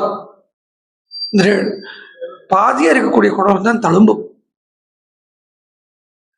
இப்படி தபசை இழந்து விட்டார் திரிசங்கு விஷயத்துல விஸ்வாமித்திரர். அங்கேருந்து சரி இனிமே நம்ம தபஸ் பண்ணுவோம் அப்படின்னு மேற்கு திசையை பார்த்து போயிட்டார். மேற்கு திசைக்கு பார்த்து போனா அங்க கொஞ்ச நாளைக்கு தபஸ் பண்ணிட்டு இருக்கார் புஷ்கர கஷேத்திரத்துல. புஷ்கர கஷேத்திரத்துல உட்காந்து தபஸ் பண்ணிட்டு இருந்தார். தபஸ் முடிச்சுட்டு கொஞ்ச நேரம் விசிராமம் எடுத்துட்டு இருக்கிறத இங்க ரகுவம்சத்து ராஜா அம்பரீஷங்கிற ராஜா எவ்வளவோ காலம் கழிஞ்சாச்சு. திருசங்குவுக்கு அப்புறம் ஹரிச்சந்திரன் வந்து, ஹரிச்சந்திரனுக்கு அப்புறம் எவ்வளவோ காலம் தாண்டி இவ அம்பரீஷங்கிற ராஜா யாகம் பண்ணிட்டு இருக்கிறத செய்யும் இந்திரன் விஸ்வாமித்திரருடைய தபஸ்காலம் பூரா இந்திரன் கூடவே இருந்துட்டு இருக்கார். விஸ்வாமித்திரரை பக்குவப்படுத்துறார் இந்திரன். முன்னாடி பார்த்தோம் இந்திரன் வந்து அங்க உள்ள ஏத்த விடலை. ஏன்னா விஸ்வாமித்திர பூர்ணமாக்கணும்னு இந்திரனுக்கு ஆசை. அந்த பூர்ணத்துவத்தை விஸ்வாமித்திரர் என்ன இந்திரன் நம்ம வந்து நம்ம சாதாரணமா ஒரு ஒரு சம்பிரதாயம் எங்கேருந்தோ கிளம்பிடுத்து. அது மேபி ஜனங்களை கொஞ்சம் சிரிக்க வைக்கிறதுக்கோ இல்லை எனத்துக்கோ தெரியாது. இந்த வியாசபீட்டத்துல இருந்து தேவதைகளை குத்த சொல்ற ஒரு ஒரு பிரவணதை வந்துடுத்து, ஒரு ஒரு டெண்டன்சி வந்துடுத்து. தேவதைகளை குத்தம் சொல்லப்படாது. ஏன்னா கையா இருக்கிறது இந்திரன் ஆக்கம், கண்ணா இருக்கிறது அக்னி ஆக்கம், சூரியன் ஆக்கம், வாக்குல அக்னி இருக்கு. அப்போ இதே வாக்கை வச்சுட்டு அக்னியை போய் குத்தம் சொல்லப்படுமா? இதே கையை வச்சுட்டு இந்திரனை போய் குத்தம் சொல்லப்படுமா? அப்போ தேவதைகள் எல்லாம் அனுகிரகம் பண்றதுக்கு தான் இருக்காளே ஒழிய ஒரு காலம் அவ உபதிரவம் பண்றதுக்கு இல்லை. இந்திரன் உபதிரவம் பண்றான், இந்திரன் உபதிரவம் பண்றான்னா மழை பெய்யாத போயிடும் ஊர்ல. தேவதைகளை பத்தி சொன்னா மழை பெய்யாம போயிடும். அப்போ விஸ்வாமித்திரனுடைய தவக்காலம் பூரா இந்திரன் கூடவே இருந்துட்டு இருக்கார். இந்திரன் பிரம்ம வித்யா சம்பிரதாயத்துல ஒரு குரு கூட. இந்திரன் சுஸ்தின இந்திரோ விருத்தஸ்ரவாஹ அப்படின்னு இந்திரனை குருவா சொல்றது. சுஸ்தின பூஷா விஸ்வவேதாஹன்னு பூஷாவை குருவா சொல்றது, கருடனை குருவா சொல்றது, தஸ்தின ஸ்தார்க்ஷிஹா அரிஷ்ட நேமிகி பிரகஸ்பதி குருவா சொல்றது. அப்போ பிரம்ம வித்யா சம்பிரதாயத்துக்கு குருவா இருக்கக்கூடியவா எப்படி ஒருத்தனுடைய தபசை கெடுப்பா? இது தபசை கெடுக்கிறது இல்லை, தபசுக்கு அனுகிரகம் பண்றதுக்கு என்ன பண்றாரு பாருங்க. நேரம் அம்பரீஷன் யாகம் பண்ணிட்டு இருக்கிற இடத்துல இருந்து குதிரையை ஓட்டிட்டு வந்துட்டார். ரகுவம்சத்தில் இருக்கக்கூடிய எந்த ராஜா யாகம் பண்றேன்னு சொல்லி உட்கார்ந்தாலும், அதாவது பகவான அடையறதுக்கு அல்லாமல் பகவான அடையறதுக்குங்கிறத தவிர பாக்கி என்ன யாகத்துக்குன்னு உட்கார்ந்தாலும் இந்திரன் வந்து குதிரை ஓட்டிட்டு போயிடுவார். இதே மாதிரி தான் சகர சக்கரவர்த்தி யாகம் பண்ணேன்னு உட்கார்ந்தார், குதிரை ஓட்டுட்டு போயிட்டார். அம்பரீஷன் யாகம் பண்றேன்னு உட்கார்ந்தார், குதிரை ஓட்டுட்டு போயிட்டார். தசரத மகாராஜ் யாகம் பண்ணேன்னு உட்கார்ந்தார், குதிரை ஓட்டுட்டு போகலை. ஏன்னா தசரதன் யாகம் பண்றது பகவானுக்காக. நீ பகவானுக்காக பண்றேன்னா வந்து பண்ண மாட்டேன், மற்ற விஷயத்துக்காக பண்றேன்னா இந்திரன் வந்து இந்த குதிரையை ஓட்டிட்டு போயிடுவார். அப்படி இந்திரன் வந்து குதிரை ஓட்டுட்டு போயிட்டார். ஓட்டு போனா வாத்தியார் எல்லாம் சொல்றேன் சீக்கிரம் என்ன ஏற்பாடு பண்ணு அம்பரீஷான்னு சொன்னோடனே அம்பரீஷ் இப்படி குதிரையை தேடி கிளம்ப ஒன்றும் கிடைக்கல. அங்க ரிஷிகரங்கிற மகர்ஷி இருந்தார். அந்த ரிஷிகர மகர்ஷி கிட்ட பிருகுத்துங்கத்துல வந்தார். பிருகுத்துங்கத்துல வந்து கேட்டார், எனக்கு குழந்தை குதிரையை ஓட்டுட்டு போயிட்டான், இதுக்கு பதிலா பசுவுக்கு பதிலா மனுஷனை வைக்கலாம்னு இருக்கு, குழந்தைய தரலான்னு கேட்டார். பிரச்சனை ரெண்டு குழந்தைய எடுத்து வைக்கிட்டார் அம்பரீஷன்ட்ட. ஆனா மூத்த குழந்தைய எடுத்துக்காதேன்னு. அம்மா வந்தா கடைசி குழந்தை எடுத்துக்காதேன்னா. இன்னும் எத்தனை குழந்தை மிச்சம் இருக்குன்னா? ஒரு குழந்தை தான் மிச்சம் இருக்குன்னு. அவன் பேர் என்ன? சுரஸ்டேபன். நடு குழந்தைய எடுத்துன்னு வந்துட்டு இருக்கான். வர வழியில விஸ்வாமித்திரர் எங்கேயோ ரெஸ்ட் எடுத்துட்டு இருக்கார். அம்பரீஷனும் மத்தியான வேலை இந்த தீர்த்தம் வந்தது, இந்த புஷ்கர கஷேத்திரம் வந்தது. அங்க அம்பரீஷன் கொஞ்சம் படுத்துக்கலாம்னு படுத்துட்டோன்னே இந்த சுனஸ்டேபன் நேர வந்து விஸ்வாமித்திர காலில் வந்து விழுந்து என்னை காப்பாத்துங்கோ, நான் அனாதையா இருக்கேன். விஸ்வாமித்திர சொன்னார், லோகத்துல யாருமே அனாதை கிடையாதுப்பா. இல்லைன்னா லோகத்துல எல்லாருமே அனாதைகள் தான். அனாதைன்னு என்ன அர்த்தம்னா அப்படிதான் விஷ்ணுன்னு அர்த்தம். எல்லாருக்குமே பகவான் நாதனா இருக்கான், நீ அனாதைன்னு சொல்லிக்காதே. நீ மாத்திரம் அனாதை இல்லை, அப்ப நாங்கள் எல்லாருமே அனாதைகள் தான். இல்லை யாருமே அனாதை கிடையாது. இல்லை எனக்கு அப்பா மூத்த குழந்தைய கொடுக்க மாட்டேன்னு சொல்லிட்டா, அம்மா கடைசி குழந்தைய கொடுக்க மாட்டேன்னு சொல்லிட்டா, நடுப்புல இருக்கிற என்னத்தான் கொடுக்குறேன்னு சொன்னா பாருங்க. இதுவும் அதை கனெக்ட் பண்றது. மூத்ததுங்கிறது மேல பூர்ண ஜானம், கடைசிங்கிறது அல்ப ஞான சூன்யம், நடுவுல இருக்கிறதுங்கிறது மந்த ஜானம், அதை கனெக்ட் பண்றது. அப்படி நடுவில் இருக்கக்கூடிய குழந்தையத்தான் கொடுப்பேன்னு சொல்லிட்டா சொன்னோடனே என்னை எப்படியாவது காப்பாத்துங்களேன்னு சொன்னோடனே விஸ்வாமித்திரர் பாருங்க அந்த அபிமானம் போயிடுத்து. விஸ்வாமித்திரருடைய அபிமானம் போயிடுத்து. இன்னும் இந்த சுனஸ்சேபனை காப்பாத்துறதுக்கு இதெல்லாம் இந்திரனுடைய வேலையக்கம். இந்திரன் வந்து இதெல்லாம் விஸ்வாமித்திரர் ட்ரெயின் பண்ணி எடுக்கிறார். இந்த விஸ்வாமித்திரர் 4 குழந்தைகள்கிட்ட வந்து சொல்றார், சுனஸ்சேபனை நான் காப்பாத்துறேன், அதனால உங்களை கொடுக்குறேன்றார். உங்க 4 பேர்ல யாராவது போங்க. அவ ஹாஸ்யமா சொன்னாலாம் விஸ்வாமித்திரர் கிட்ட, பாரு இவர் இன்னொருத்த குழந்தைய காப்பாத்துறதுக்காக என்னையே கொடுக்குறேன்னு சொல்றாரு, தன் குழந்தைய கொடுக்குறேன்னு சொல்றாரு பாருங்க. அவருக்கு அந்த தன்னுடையதுங்கிற அந்த மமதா போயிடுத்து. தபஸ் பண்ண வியர்த்தமாகுமா? கொஞ்சம் தபஸ் பண்ணட்டா அது அர்த்தம். சொல்பமப்பிய தர்மசிய திராயத்தை மகத்தோ பயாத் அப்படின்னு பகவான் கீதையில சொல்லிருக்கிறத எவ்வளவு வருஷமா தபஸ் பண்றார். அந்த மமதா போகாம ஏதாவது ஒரு பதவி இல்லாம இருக்குமா? அந்த மமதா போயிடுத்து. உடனே இவன் எப்படி ஹாஸ்யம் பண்ணினா அப்படின்னு உடனே அவர் இவாளை பார்த்து சாபம் விட்டார். நீங்கள்லாம் ஸ்வமாம்சம் போஜனம் பண்றவாளாயிடுவீள் அப்படின்னு. ஏன்னா அவள் இதைத்தான் சொன்னா, நீங்கள் என்ன ஸ்வமாம்சம் சாப்பிட்றவன மாதிரி, ஸ்வமாம்சம் தான் நாயினுடைய மாம்சம், நாய் மாம்சத்தை சாப்பிட்ற மாதிரி நீங்கள் என்ன எங்களை கொடுக்குறேன்னு சொல்றேன், உங்க குழந்தைய கொடுக்குறேன்னு சொல்றேன் அப்படின்னு சொன்னோடனே, யாருடா யாருக்குடா குழந்தை? ஜாயா சுதாதிஷு சதா மமதா விமுஞ்ச அப்படிங்கிறான் கோகர்ணன் பெத்த அப்பாட்ட. பசியானிஷம் ஜெகதிமம் க்ஷணபங்கு நிஷ்டம் வைராக்கிய ராகரசிகோ பவ பக்தி நிஷ்டா. சுமாம்சம் சாப்பிடுறவளா போவேன்னு அவர் சொல்ல, இவா சண்டாளத்துவம் இவளுக்கு பிராப்தம் ஆயிடுத்தோம். அவர் அங்கேருந்து இதெல்லாம் பார்த்துட்டு இருந்த தேவதைகள் பிரீதியாயி இந்திரனே இந்திரானுஜம் செய்வ யதாவது முனிபுத்திரகா ததப்பிரீத சகசிராட்சா ரகசிய ஸ்துதி தோஷிதான்னு சகசிராட்சனை சொல்றத ரகசிய ஸ்துதி தோஷிதாங்கிறார். எல்லாத்தையும் ரகசியமா பண்ணிட்டு ரகசியமா எல்லா வேலைகளையும் பண்ணி அதால சுகம் அனுபவிக்கப்பட்டவன் இந்திரன் அப்படின்னு வால்மீகியினுடைய வாக்கால சொல்ற. இந்த வார்த்தையெல்லாம் கண்ணுக்கு தெரியணும், இந்த வார்த்தையெல்லாம் கண்ணால பார்க்கணும். அப்படி இந்திரன் அந்த யாகத்தை பூர்த்தி பண்ணாமலே அந்த பலனை கொடுத்துட்டான்னு சொல்லி, அப்போ அந்த இடத்துல சுமாம்சம் சாப்பிடுறவாளா போவேன்னு குழந்தைகளுக்கு ஒரு சாபம் கொடுத்தாரு இல்லையா.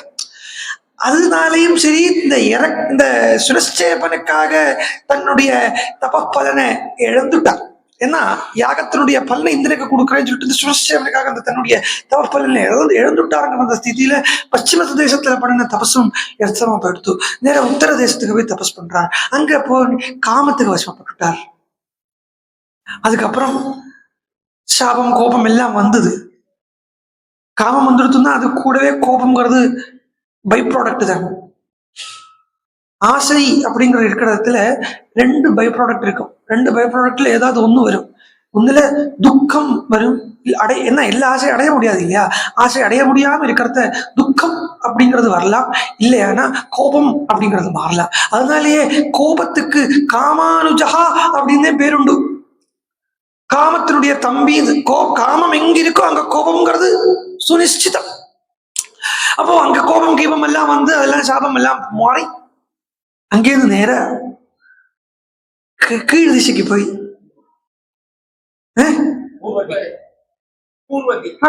பூர்வதிக்கு கீழ் திசைக்கு போய் தபஸ் பண்ண வருஷம் தபஸ் பண்ணிட்டு இருக்கார். கோபம் தாபம் எல்லாம் அடங்கிடுத்து. இப்போ the same Indran is coming. உத்தர திசைக்கு போனப்போ இந்திரனுடைய சம்பந்தம் இருக்கு. ஏன்னா இந்திரன் தான் மேனகாவை அனுப்பினது. இந்திரன் தான் மேனகாவை விஸ்வாமித்திரர்கிட்ட அனுப்பியிருக்கார்.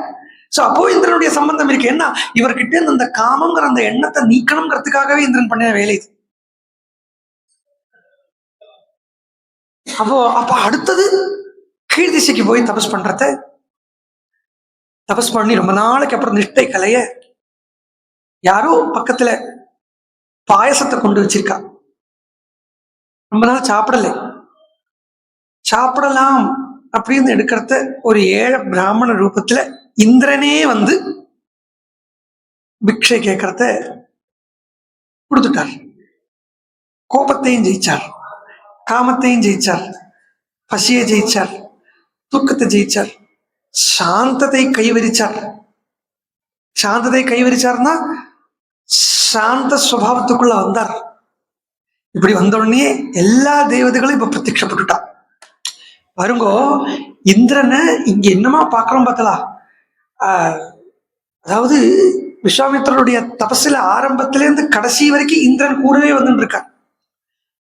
வேதத்துல ஒரு இடத்துல நம்ம இந்திராய மகக்னே அப்படின்னு ஒரு வார்த்தை வருது. கிரந்தி இல்லாம பண்றதுனாக்க அர்த்தம்.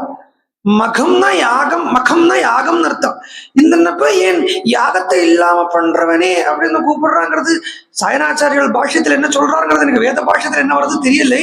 ஆனா புராணத்தை பார்த்தா தெரியறது இந்த நைஷ்கர்மியத்துல கொண்டு விடுற ஒரு குருவாக, ஒரு பிரம்ம வித்யா குருவாக இந்திரன் இருக்காங்கிறது. ஆரம்பத்துல இருந்து கடைசி வரைக்கும் தேவதைகள் இந்திரன் சம்பந்தமோட இந்த யாகம் இந்த தபஸ் பண்ண அதை முடிச்சு எல்லா தேவதைகளும் வந்து பிரத்யக்ஷப்பட்டு விஸ்வாமித்திரருக்கு சொல்றா, நீங்கள் இப்போ பிரம்ம ரிஷி ஆயிட்டீர்கள் அப்படின்னா.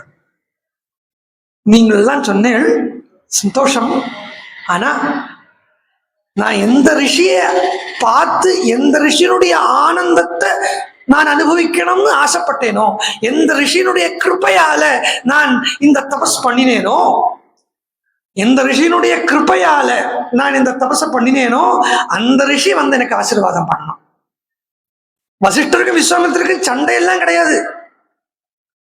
ரிஷிகளே சண்டை போட்டு அப்புறம் மனுஷன் எங்க போய் நிற்கிறதுக்கு? மனுஷன் சண்டை போட்டுக்கிறத பார்த்தா இதை அப்படியே ரிஷிகளுக்கும் கல்பிச்சா, ஓ ரிஷிகளாலே சண்டை போட்டுப்பா அப்படின்னு கல்பிச்சாலே தவிர்த்து விஸ்வாமித்ர வசிஷ்டயோகோ அப்படின்னு வேதத்துல எவ்வளவு இடத்துல சேர்ந்தே பேரு வருது தெரியுமா? சண்டை இல்லாம ஒண்ணும் இல்லை. சோ வசிஷ்டரே வந்து பிரம்மரிஷித்துவம் ந சந்தேகா அப்படின்னு அனுகிரகம் பண்ண. என்ன நான் என்ன அனுபவிக்கிறேனோ அந்த ஆனந்தத்தை இன்னைக்கு விஸ்வாமித்திரரே நீயும் அனுபவிக்கிற. அது வரைக்கும் அவருக்கு விஸ்வாமித்திரங்கிற பேரெல்லாம் இல்லை, கௌசிகன் அப்படிங்கிற பேரெல்லாம் தான் இருந்தது. விஸ்வாமித்திரங்கிற பேரும் கிடைச்சது, விஸ்வசியமித்ரா. அப்படி விஸ்வாமித்திரருடைய கதையை சொல்றது ராமலட்சுமணர் கேட்டு ரொம்ப சந்தோஷப்பட்டா.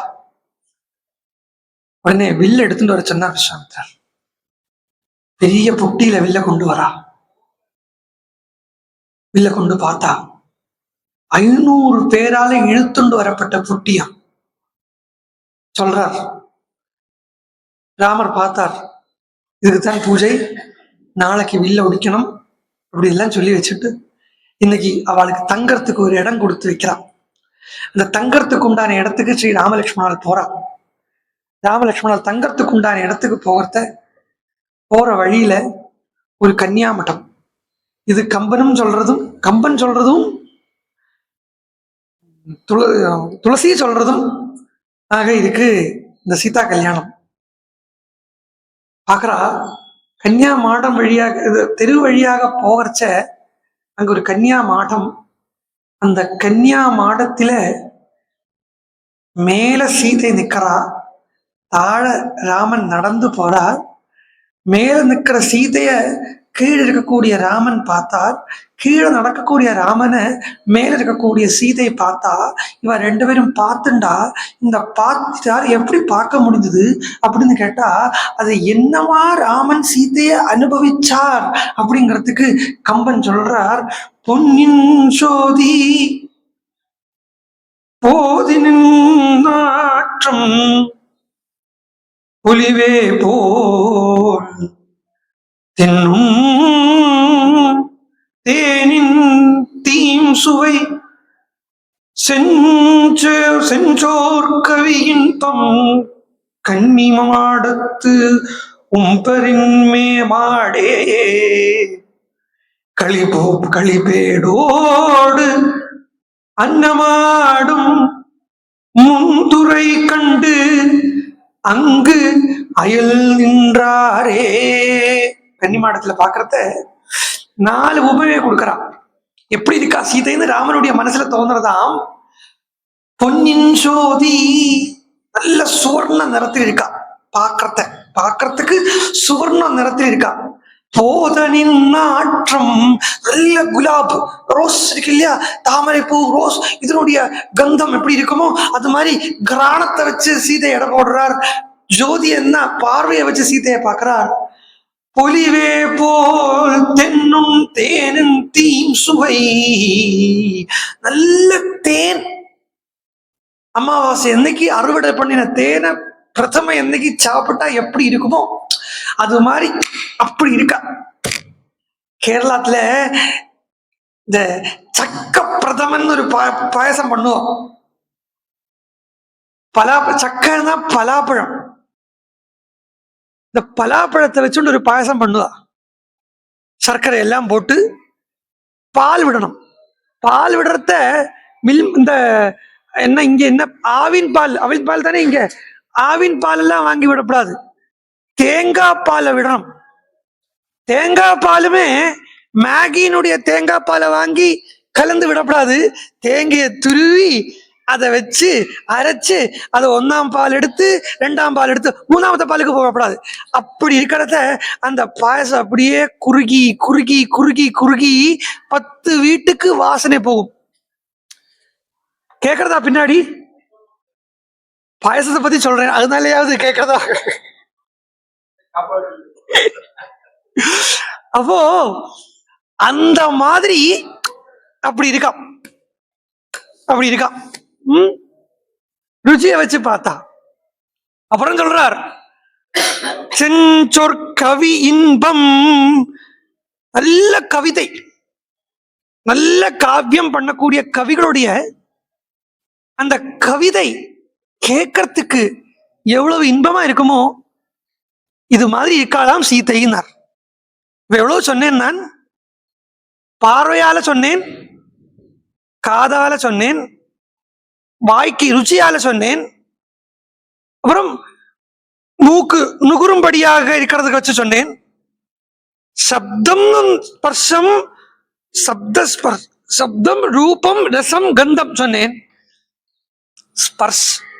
ஸ்பர்ஷம் ஒன்று சொல்லலையே. இதுதான் ராமன மரியாதா புருஷோத்தமன் சொல்றது. ஒரு கல்யாணம் பண்ணிக்கிறதுக்கு முன்னாடி இந்த பொண்ணை ஸ்பர்சனம் பண்ணி எப்படி இருக்குதுன்னு சொல்லப்படாது.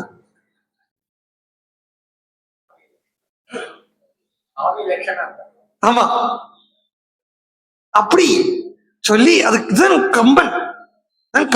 கம்பனுடைய அந்த கவித்துவம் அப்படி வந்து இருக்கிறத சீதையை ராமன் பாக்குறாரா, ராமன் சீதையை பாக்குறாரா.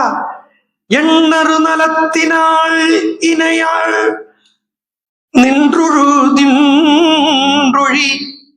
கண்ணொடு கண்ணினை கவ்வி ஒன்றை ஒன்று உண்ணவும் நிலை பெறாது உணர்வும் ஒன்றிட அண்ணலும் நோக்கினாள் அவளும், அண்ணலும் நோக்கினான் அவளும் நோக்கினாள். இந்த லைன் எல்லாருக்கும் தெரியும். சுமாரா தமிழ் தெரிகிறவளுக்கு இந்த லைன் தெரியும். அண்ணலும் நோக்கினான் அவளும் நோக்கினாள், அண்ணலும் நோக்கினான். ஆனா அதுக்கு முன்னாடி கம்பன் 3 அடி வச்சிருக்கான்.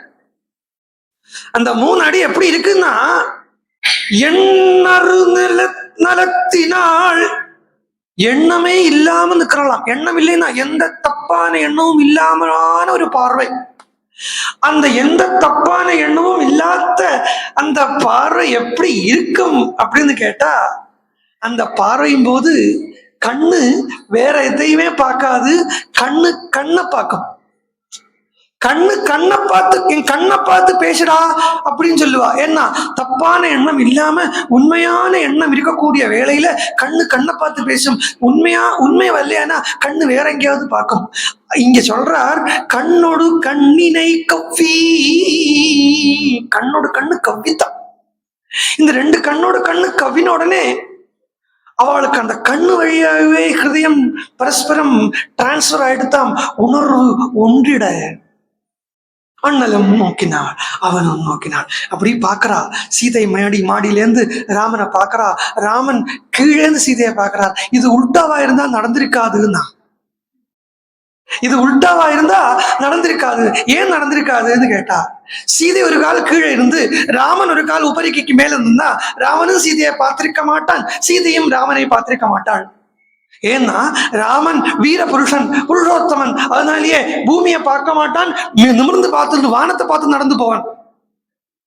சீதை நாரியனா உத்தமாவது அப்படின்னு பெண்கள்லயே உத்தமமானவள் என்கிறதுனாலேயே அச்சம், அடம், நாணம், பயிர்ப்புங்கிற அந்த 4 உத்தம ஆபரணங்களையும் போட்டு வந்திருப்பாள். அங்கிறதுனால முதல்ல இருக்கப்பட்ட அந்த அச்சத்தாலேயே தலை தானாவே குனிஞ்சிடும். ஸ்னிக்த குஞ்சித மூர்த்தஜா, அப்படி தானாவே தலையை குனிஞ்சிடும். அப்படி தலையை குனிஞ்சிருக்கக்கூடிய வேளையில அப்படி இருந்தா தான் ராமன் கீழே நடக்கிறத மேல பார்த்துட்டே நடப்பன், சீதை மேல இருக்கிறத கீழே பார்த்துட்டு தான் நிற்பாள். அதனாலதான் பார்த்தா கீழே பார்த்த ராமனை எப்படி பார்த்தான்னு ஆழ்வார் சொன்னார். மைவண்ணம் நரும் குஞ்சி குழல் பின் தாழ. ராமனை மேலேந்து பாக்குறா. அந்த மேலேந்து பார்க்கக்கூடிய அந்த திருஷ்டிய போட்டோ எடுத்தார் ஆழ்வார். இன்னைக்கு தான் நம்ம ஏரியல் வியூ எல்லாம் சொல்றோம். கூகுள் மேப்ல இருக்கக்கூடிய ஏரியல் வியூ ராமாயணத்துல ஆழ்வார் காட்டுறார் பாசுரத்துல. திருநெடும் தாண்டகம் அப்படிங்கிற அந்த பாசுரத்துல நல்ல கருன்னு இருக்கக்கூடிய ராமனுடைய கேசத்தினுடைய சுருள் சுருளான கேசத்தினுடைய நீளம் பின்வழிக்கும் தாழ்ந்திருக்காம். அது பின்வழிக்கும் தாழ்ந்திருந்தா மட்டும் போராதாம், அதோடைய நறுமணம் மேலிருக்கக்கூடிய சீதைக்கு வீசுறதாம். மகரம் பொர் இருபாடி லங்கியாட, காதில் 2 கம்மல் போட்டு இருக்கார் மகர குண்டலம். எய் வண்ணம் வெஞ்சிலையே துணையாய் இங்கே, கையில வில்லு வச்சுட்டு வந்துட்டு இருக்காரு.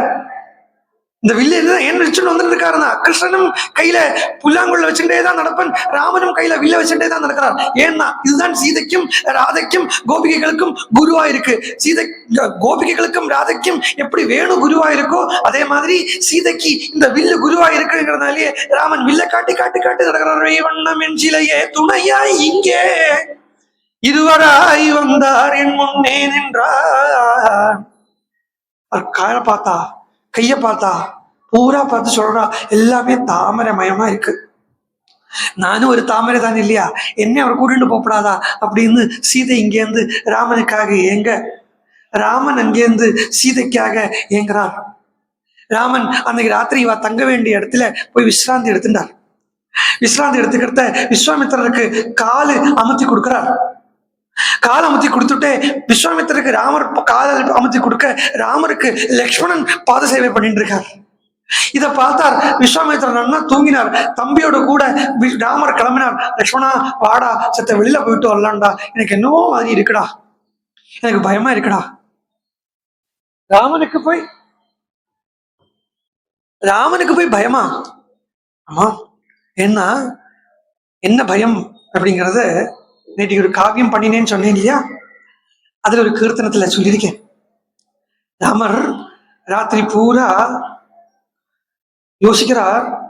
அங்க ஒரு உத்தியான வனம், அந்த ஒரு உத்தியான வனத்துல முல்லை கொடி மாலதி கொடி எல்லாம் போட்டிருக்கு.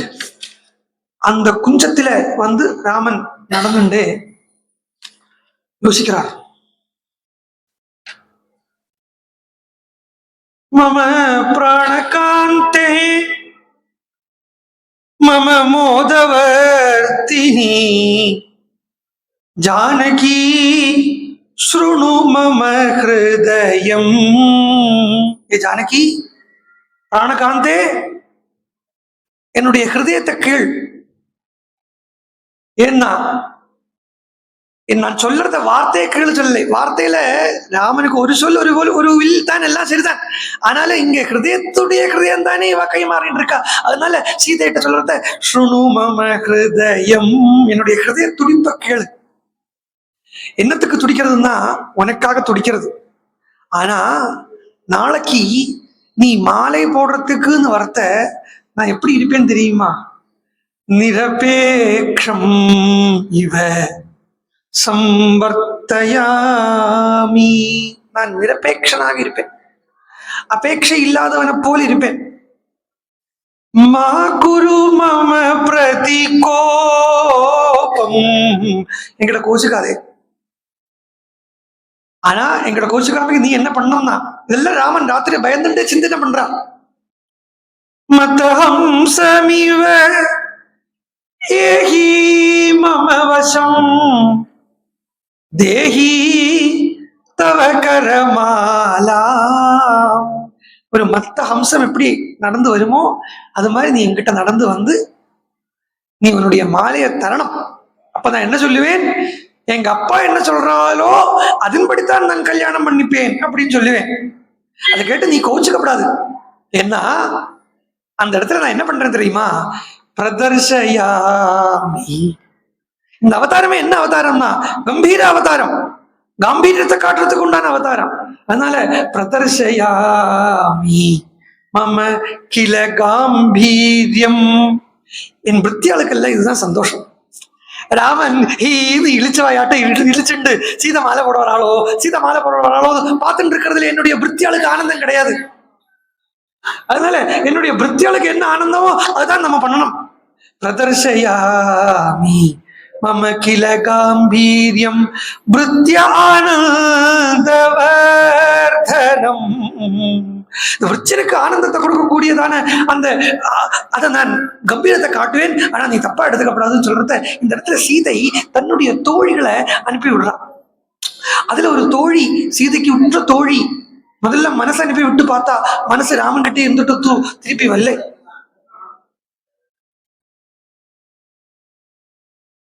மனசு ராமன் கிட்டே இருந்துட்டு திரும்பி வரல.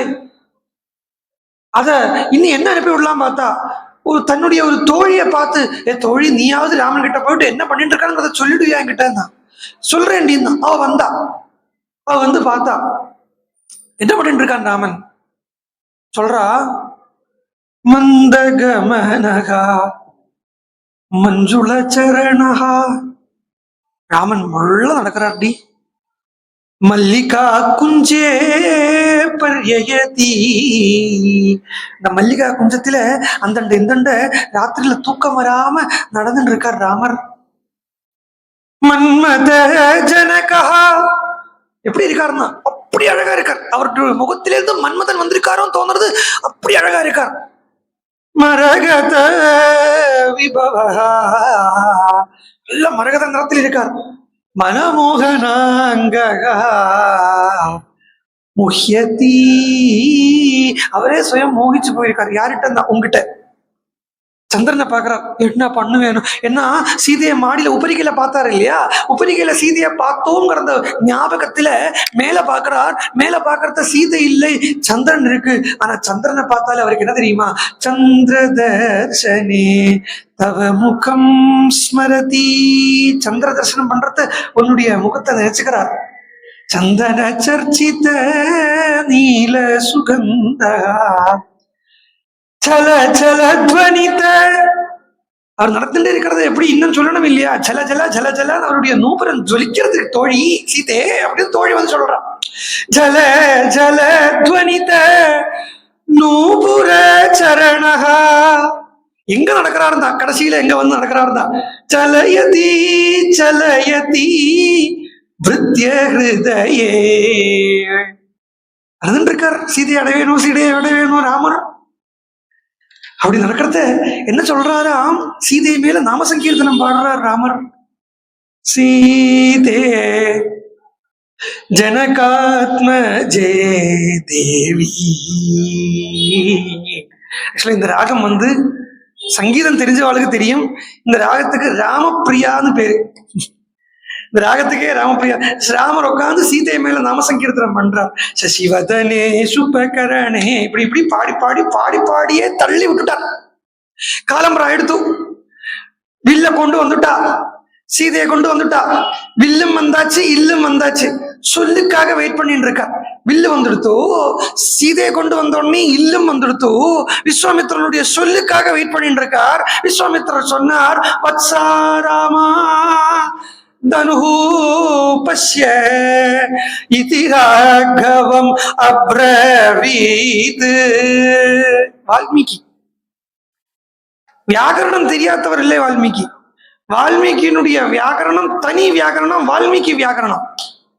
நீங்க எந்த இடத்துலயும் பாருங்கோ, வத்சராம தனுஷ்பஷ்ய இதி ராகவம் அப்ரவீதுன்னு தான் இருக்கு எந்த கிரந்தத்திலையும். வாஸ்தவமா பஷ்ய இதி இஸ் ஈக்வல் டு பஷ்யேதி. சேத்தே போட்டிருக்கணும், சேத்து போடலை, பிரிச்சே போட்டிருக்கான். என்ன காரணம்? பஷ்ய இதி அப்படிங்கிறது சந்தி பண்ணணும், பண்ணித்தான் போடணும்.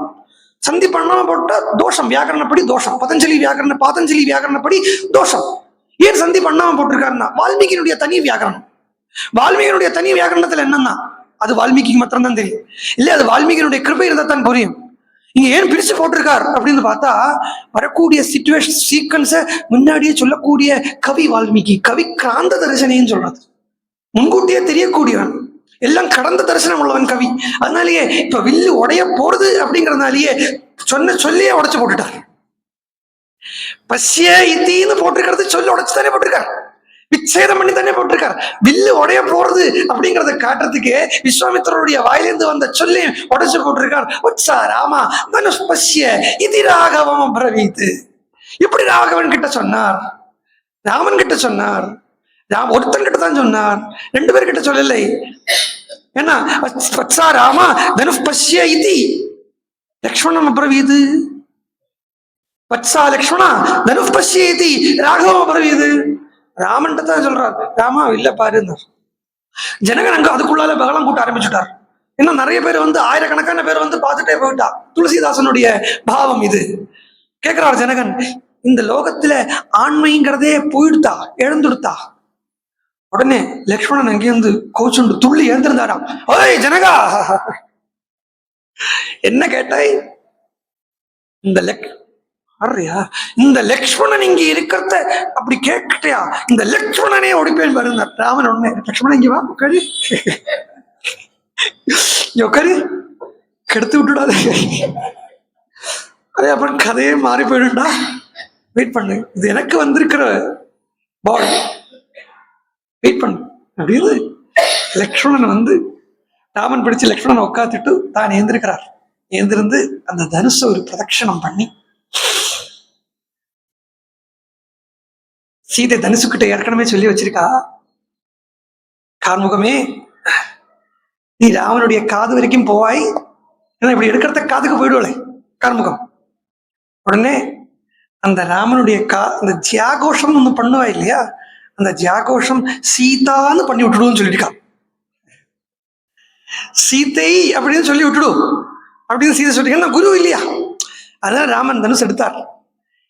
எடுத்தது கண்டனர், இட்டது கேட்டனர். தத்பவஞ்சதனர் மத்தியே சிரேஷ்டோ மகாயசா.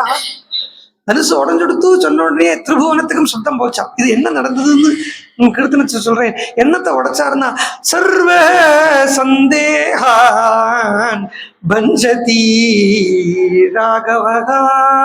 ராகவன் என்ன பண்ணா, சர்வ சந்தேகத்தையும் உடைச்சார். வித்தியதே ஹிருதய கிரந்தி அப்படின்னு அந்த கிரந்திகளை உடைச்சார். தனுசு உடைச்சார். சப்தம் கேட்டது, எல்லாருடைய கண்ணும் அடைச்சுடுத்தான். 3 பேருடைய கண்ணை தவிர வால்மீகி அது கவி எடுத்துட்டார். ராமபத்ர தீட்சிதர் அப்படிங்கிற பெரியவர், திருவிஷ்ணூர்காரர், அவர் எடுத்துட்டார். என்ன நடந்ததுன்னா, விமோகயதி விஷ்டபே.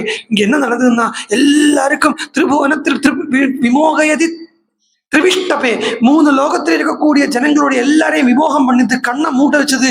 ஆனா 3 பேருடைய கண்ணு மாத்திரம் மூடலை. யாருடைய கண்ணுன்னா, விஸ்வாமித்திர கண்ணு மூடலை. ஏன்னா விஸ்வாமித்திரருக்கு தெரியும் இது நடக்க போறதுன்னு. he was anticipating the incident. அதனால விஸ்வாமித்திரருக்கு தெரியும். ராமனுக்கு மூடலையாம், சீதைக்கு மூடலையாம். ராமனும் சீதை இப்பத்தான் எல்லாரும் கண்ணை மூடின சமயத்துல அவ பரஸ்பரம் கண்ணுகளை பார்த்துட்டாளாம். ஏன்னா சபையில வச்சு ராமனை பார்க்கணும்னு சீதைக்கு ஆசையா இருக்கு, சீதையை பார்க்கணும்னு ராமனுக்கு ஆசையா இருக்கு. இந்த வெக்கத்தை உடைச்சு விட்டாராம் ராமர். ஏன்னா மற்றவருடைய கண் எல்லாரையும் மூட வச்சு சீதையை ராமனை நல்லா உத்து பார்க்க வச்சாராம். ராமனுடைய சங்கல்பம் இருந்தா தான் சீதையால ராமனை பார்க்க முடியும். அதனால இவர் பார்க்க வச்சார் அப்படின்னு சொல்லி உடனே சீதை மாலை எடுத்துட்டு சொன்னார், எங்க அப்பா என்ன சொல்றாரு அது படிந்தார். உடனே ஆக்சுவலா இந்த இடத்துல சீதா கல்யாணம் சொல்ற பாலகாண்டத்துக்குள்ள இந்த நான் இப்ப சொன்ன வார்த்தை ராமன் சொன்னாருங்கிறது வரதில்லை. அரண்ய காண்டத்துக்கு ஏறதுக்கு முன்னாடி அனுசூயிட்ட சீதை சொல்றது தான் சொல்றேன். இவர் இப்படி சொன்னார் தெரியுமா, இப்படிலாம் சொன்னார் தெரியுமா, நான் மாலை கையுமா நிக்கிறேன், எங்க அப்பா சொன்னா தான் கல்யாணம் பண்ணிப்பேன்னு சொன்னார் தெரியுமா அப்படிங்கிறா. இவர் போருமே இவரை போய் நான் கல்யாணம் பண்ணிட்டேனே அப்படின்னு உடனே சீத்தை மாலை எடுத்துட்டு உடனே லெட்டர் போயிடுத்து. 3 நாள் கழிஞ்சவ வரா. ஜனங்கள் பூரா வந்தா. மகம் நட்சத்திரத்தை அன்னைக்கு நிச்சயதார்த்தமாச்சு சீதாராமனுக்கு. விஸ்வாமித்திரருக்கு தான் ஒரே சந்தோஷம். விஸ்வாமித்திரர் தான் முன்னாடி நின்று நடத்தி கல்யாணத்தை நடத்தி வைக்கிறார். மகா நட்சத்திரத்தை அன்னைக்கு நிஷ்டாம்பூலம் உத்தரத்தன்னைக்கு உத்தர பல்குன்யாம் உத்தரே பூர்வ உத்தரே அப்படின்னு அந்த பங்குனி உத்தரத்தன்னைக்கு அவளுக்கு எல்லா கல்யாணம் அன்னைக்கு கல்யாணத்தை நிச்சயிச்சா. ராம லக்ஷ்மணயோகோ ராஜன் சீதாச்ச ஊர்மலையா சகன்னு. ராமனுக்கு சீதை, லக்ஷ்மணனுக்கு ஊர்மலை சொன்ன உடனே விஸ்வாமித்திரரே பார்த்தார். ஆமா, இன்னும் 2 பொண்ணு இருக்கேன், உன்னுடைய தம்பி குசத்வஜனுக்கு. அந்த தம்பியினுடைய பொண்களை இந்த பரதனுக்கு சத்ருகனா பேசி முடிச்சுடலாமே அப்படின்னு ஒருத்தர் இந்த ஒரு கல்லுல 4 வாங்காம்பா இல்லையா, அடிச்சவர் ராமர். கிடைச்சது 4 பேருக்கு. கீர்த்திய பூரா ராமனுக்கு. ராமனை ஒட்டின்னு இருக்காங்கிறதுனாலே அவளுக்கும் அந்த பத்னி கிடைச்சுடுத்து அந்த இடத்துலயே நிச்சயம்பலம் பண்ணி பங்குனி உத்திரத்து அன்னைக்கு கல்யாணம் பண்றதுக்கு கார்த்தால எழுந்திருந்து கோதான மங்களம் பண்ணி அந்த கார்த்தால பரதனுடைய மாமாவான யுதாஜித்து விஷயத்தை கேட்டுண்டு வந்தாரா. பாருங்கோ என்ன அழகா சொல்றார் விஸ்வாமித்திரர். அதாவது இத்தனை நாளைக்கு நான் சொல்லிட்டு இருந்தது ராஜயோகம் சொல்றார் ராஜயோகம் சொல்றாருன்னா ஒரு குடும்பத்துல சாமான்யமா எப்படி பழகணுங்கிறத கூட சொல்றார். மச்சினன் வந்து வேஷ்டி புடவையை தந்து அல்வா என்ன திருநெல்வேலி இருட்டுக்கடை அல்வாவை வாங்கிட்டு வந்து வச்சாத்தான் கல்யாணத்துக்கு போவேன், அதுவும் போனமா வேண்டாமான்னு யோசிப்பேன். மாமா நீங்க வரணும் மாமா நீங்க வரணும் அப்படி 10 வாட்டி கூப்பிட்டு சொல்லி அப்படி எல்லாம் மரியாதைப்படுத்தினா வேணமான முகூர்த்தத்துக்கு போய் தலையை காட்டிட்டு வருவேன்னு சொல்லக்கூடிய மச்சினரும் மாமான் எல்லாம் இருக்கிற இடத்துல யுதாதித்துக்கு விஷயமே சொல்லலை. விஷயத்தை கேட்டுண்டு அந்த பிரியத்தின் பேர்ல வந்திருக்கார். வந்தா சந்தோஷம் எல்லாருக்கும். சீதையும் ராமனையும் எல்லாம் தயார் பண்ணிட்டா. வசிஷ்டர் வந்து ஜனகன் கிட்ட கேட்டார், ராமலட்சுமணர் தயாராயிட்டா கூட்டு வரலாமா? யார கேட்கிறள்? ஜனகன் உற்சாகம். ஜனகன் உற்சாகம். யார கேட்கிறள்? உங்க நீங்க யார கேட்க வேண்டி இருக்கு? அம்பாட்டு கூட்டிட்டு வாங்கோ. உங்க ஆத்துல போய் இதெல்லாம் கேட்கப்படுமா நீங்கள்? இப்படி அந்த உற்சாகத்துல சொல்ல ராமனை லட்சுமணனையும் சத்ருகனையும் பரதனையும் அழிச்சுட்டு வரா. வந்தா ஜனக மகாராஜா ஆனந்தம் பேரானந்தம். அப்படியே ராமன் வந்து நிற்கிறார். சீதை அழிச்சுட்டு வர சொல்றா. சீதை வரா. சீதா கல்யாண வைபவம் அத சீதா சமானிய சர்வாபரண பூஷிதா வித்யுத் பிரபாம் விஷாலாட்சி ஸ்னிக்த குஞ்சித மூர்தஜா ஹம்சாங்கிதேன க்ஷோமேன கிஞ்சித் பீதேன சம்ருதா சமக்ஷமக்ரே சம்ஸ்தாப்ய ராகவாபிமுகே ததா. அப்படியே ராமன் முன்னாடி கொண்டு சீதையை அவர் நிறுத்தி வைக்கிறார். சர்வாபரணங்களை பூஷித்தான்னு சொல்றத ஒரு பெண்ணுக்கு வேண்டிய என்னென்ன ஆபரணங்கள் சொல்லப்படுறதோ அச்சம்மடம் நானும் பயிர்ப்பும், ஒரு ஞானிக்கு வேண்டிய என்னென்ன ஆபரணங்கள் இருக்கோ விவேகம் வைராக்கியம் சமதமாதி சக்கமும் முமுட்சுத்துவமும். என்ன பேச விட்டுவிடக்கூடாது, பேச விட்டுடாம வரணும். இங்க வரதோ பகவானை அடையறதுக்கு. அச்சம்படம் நாணம் பயிர்ப்புன்னு ஒரு உலக ரீதியில சொன்னாலும் ஈஸ்வரனுக்கு அந்த ஈஸ்வரனுடைய அந்த கௌரவத்தை கொடுத்தோம்னா சீதை என்ன ஆபரணங்களை போட்டுட்டு வரான்னா சாதன சதுஷ்டய சம்பத்தை போட்டுண்டு வரா. அந்த சாதன சதுஷ்டய சம்பத்தை போட்டுண்டு வரக்கூடிய சீதைய குருவா இருக்கக்கூடிய ஜனக மகாராஜா ராமனுக்கு காண்பிச்சு கொடுக்கிறார். எம் சீதா மம சுதா சகதர்மச்சரீதவ பிரதீச்ச ஏனாம் பத்ரம் தே பாணிங்கிறீஸ்வ பாணினா. ராமா இவள் இவள்னு சொன்னான். திருவாய்மொழியில அவன் இவன் அவன் இவன் உவன் அது இது உது அவள் இவள் உவள் அப்படிங்கிற அந்த எல்லாமாக இருக்கக்கூடிய ஸ்வரூபம் பிரகிருதி. அந்த பிரகிருதிக்கு தான் இவள் அப்படின்னு பேரு. அந்த பிரகிருதியைத்தான் இங்க வந்து நிற்கிறா ராமான்னு மூல பிரகிருதிய ஜனக மகாராஜா ராமச்சந்திரமூர்த்தி காண்பிச்சு கொடுக்கிறார். எம் அவள் மூல பிரகிருதியிலேருந்து வந்தவளுங்கிறதுக்காக சீதா. ஆனா அவள் பிரகிருதியிலேருந்து வந்தாள் அப்படின்னா பிரகிருதி சுரூபமா இருக்காங்கிறதுக்காக இவள் தேக அபிமானத்தோட இல்லை அப்படின்னு சொல்றதுக்காக மம சுதா, எனக்குத்தான் அவள்கிட்ட அபிமானம் இருக்கே ஒழிய அவளுக்கு தேகத்தில் அபிமானம் இல்லை. என்ன அவள் விதேகனுக்கு அபிமான பாத்திரமா இருக்காங்கிறத தேகானுபவம் இல்லாதவனுக்கு அபிமான பாத்திரமா இருக்காங்கிறதுனாலேயே அவளுக்கும் தேகாபிமானம் இருக்கிறதுக்கு வழி இல்லை. அதனால என்னமா அந்த ஞானத்துக்கு உனக்காக துடிச்சுட்டு இருக்கா இல்லையா, ஞானத்துக்காக துடிச்சுட்டு இருக்கா. சக தர்மச்சரீதவ உன்னுடைய அனுபவத்துக்காக எங்கிட்டு இருக்கான்னு அர்த்தம். சக தர்மச்சரி அப்படின்னா ஆத்தியாத்மிக ரீதியில பார்த்தா. சாதாரணமா உலகியல் ரீதியில பார்த்தோம்னா உன்னுடைய தர்மத்துக்கு ஏத்த தர்மம் உள்ளவள் அப்படின்னு அர்த்தம். ஆனா இங்க ராமன் வேற சீதை வேற இல்லைங்கிற அர்த்தத்துல வருது. சக்தி வேற பிரம்மம் வேற இல்லைங்கிற அர்த்தத்துல வருது. சீதைங்கிறது உன்னுடைய சக்தி ராமா, அவள் ஒன்னை விட்டு அந்நியதில்லை. அதனாலே என்னதான் சக தர்மச்சரீதவ, அவளை விட்டுறாதை கைபிடிச்சுக்கோ.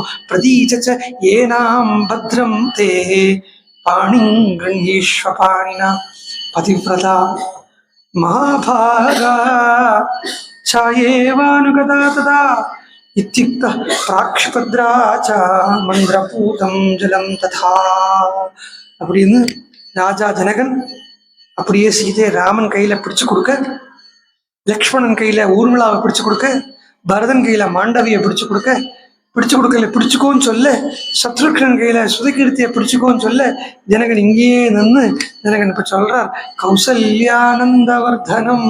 கௌசல்யக்கு சந்தோஷமான வார்த்தையை சொன்னாராம். 4 பேர் முன்னாடி நின்று அப்படியே அந்த திவ்ய தம்பதிகளை பார்த்துட்டு இருக்கார் அப்படிங்கிறதோட இன்னைக்கு நிக்கட்டும். மேல பரசுராம கவனம் எல்லாம் நாளைக்கு வச்சுப்போம். ஜானகி காந்த ஸ்மரணம். ஹரே ராம ஹரே ராம.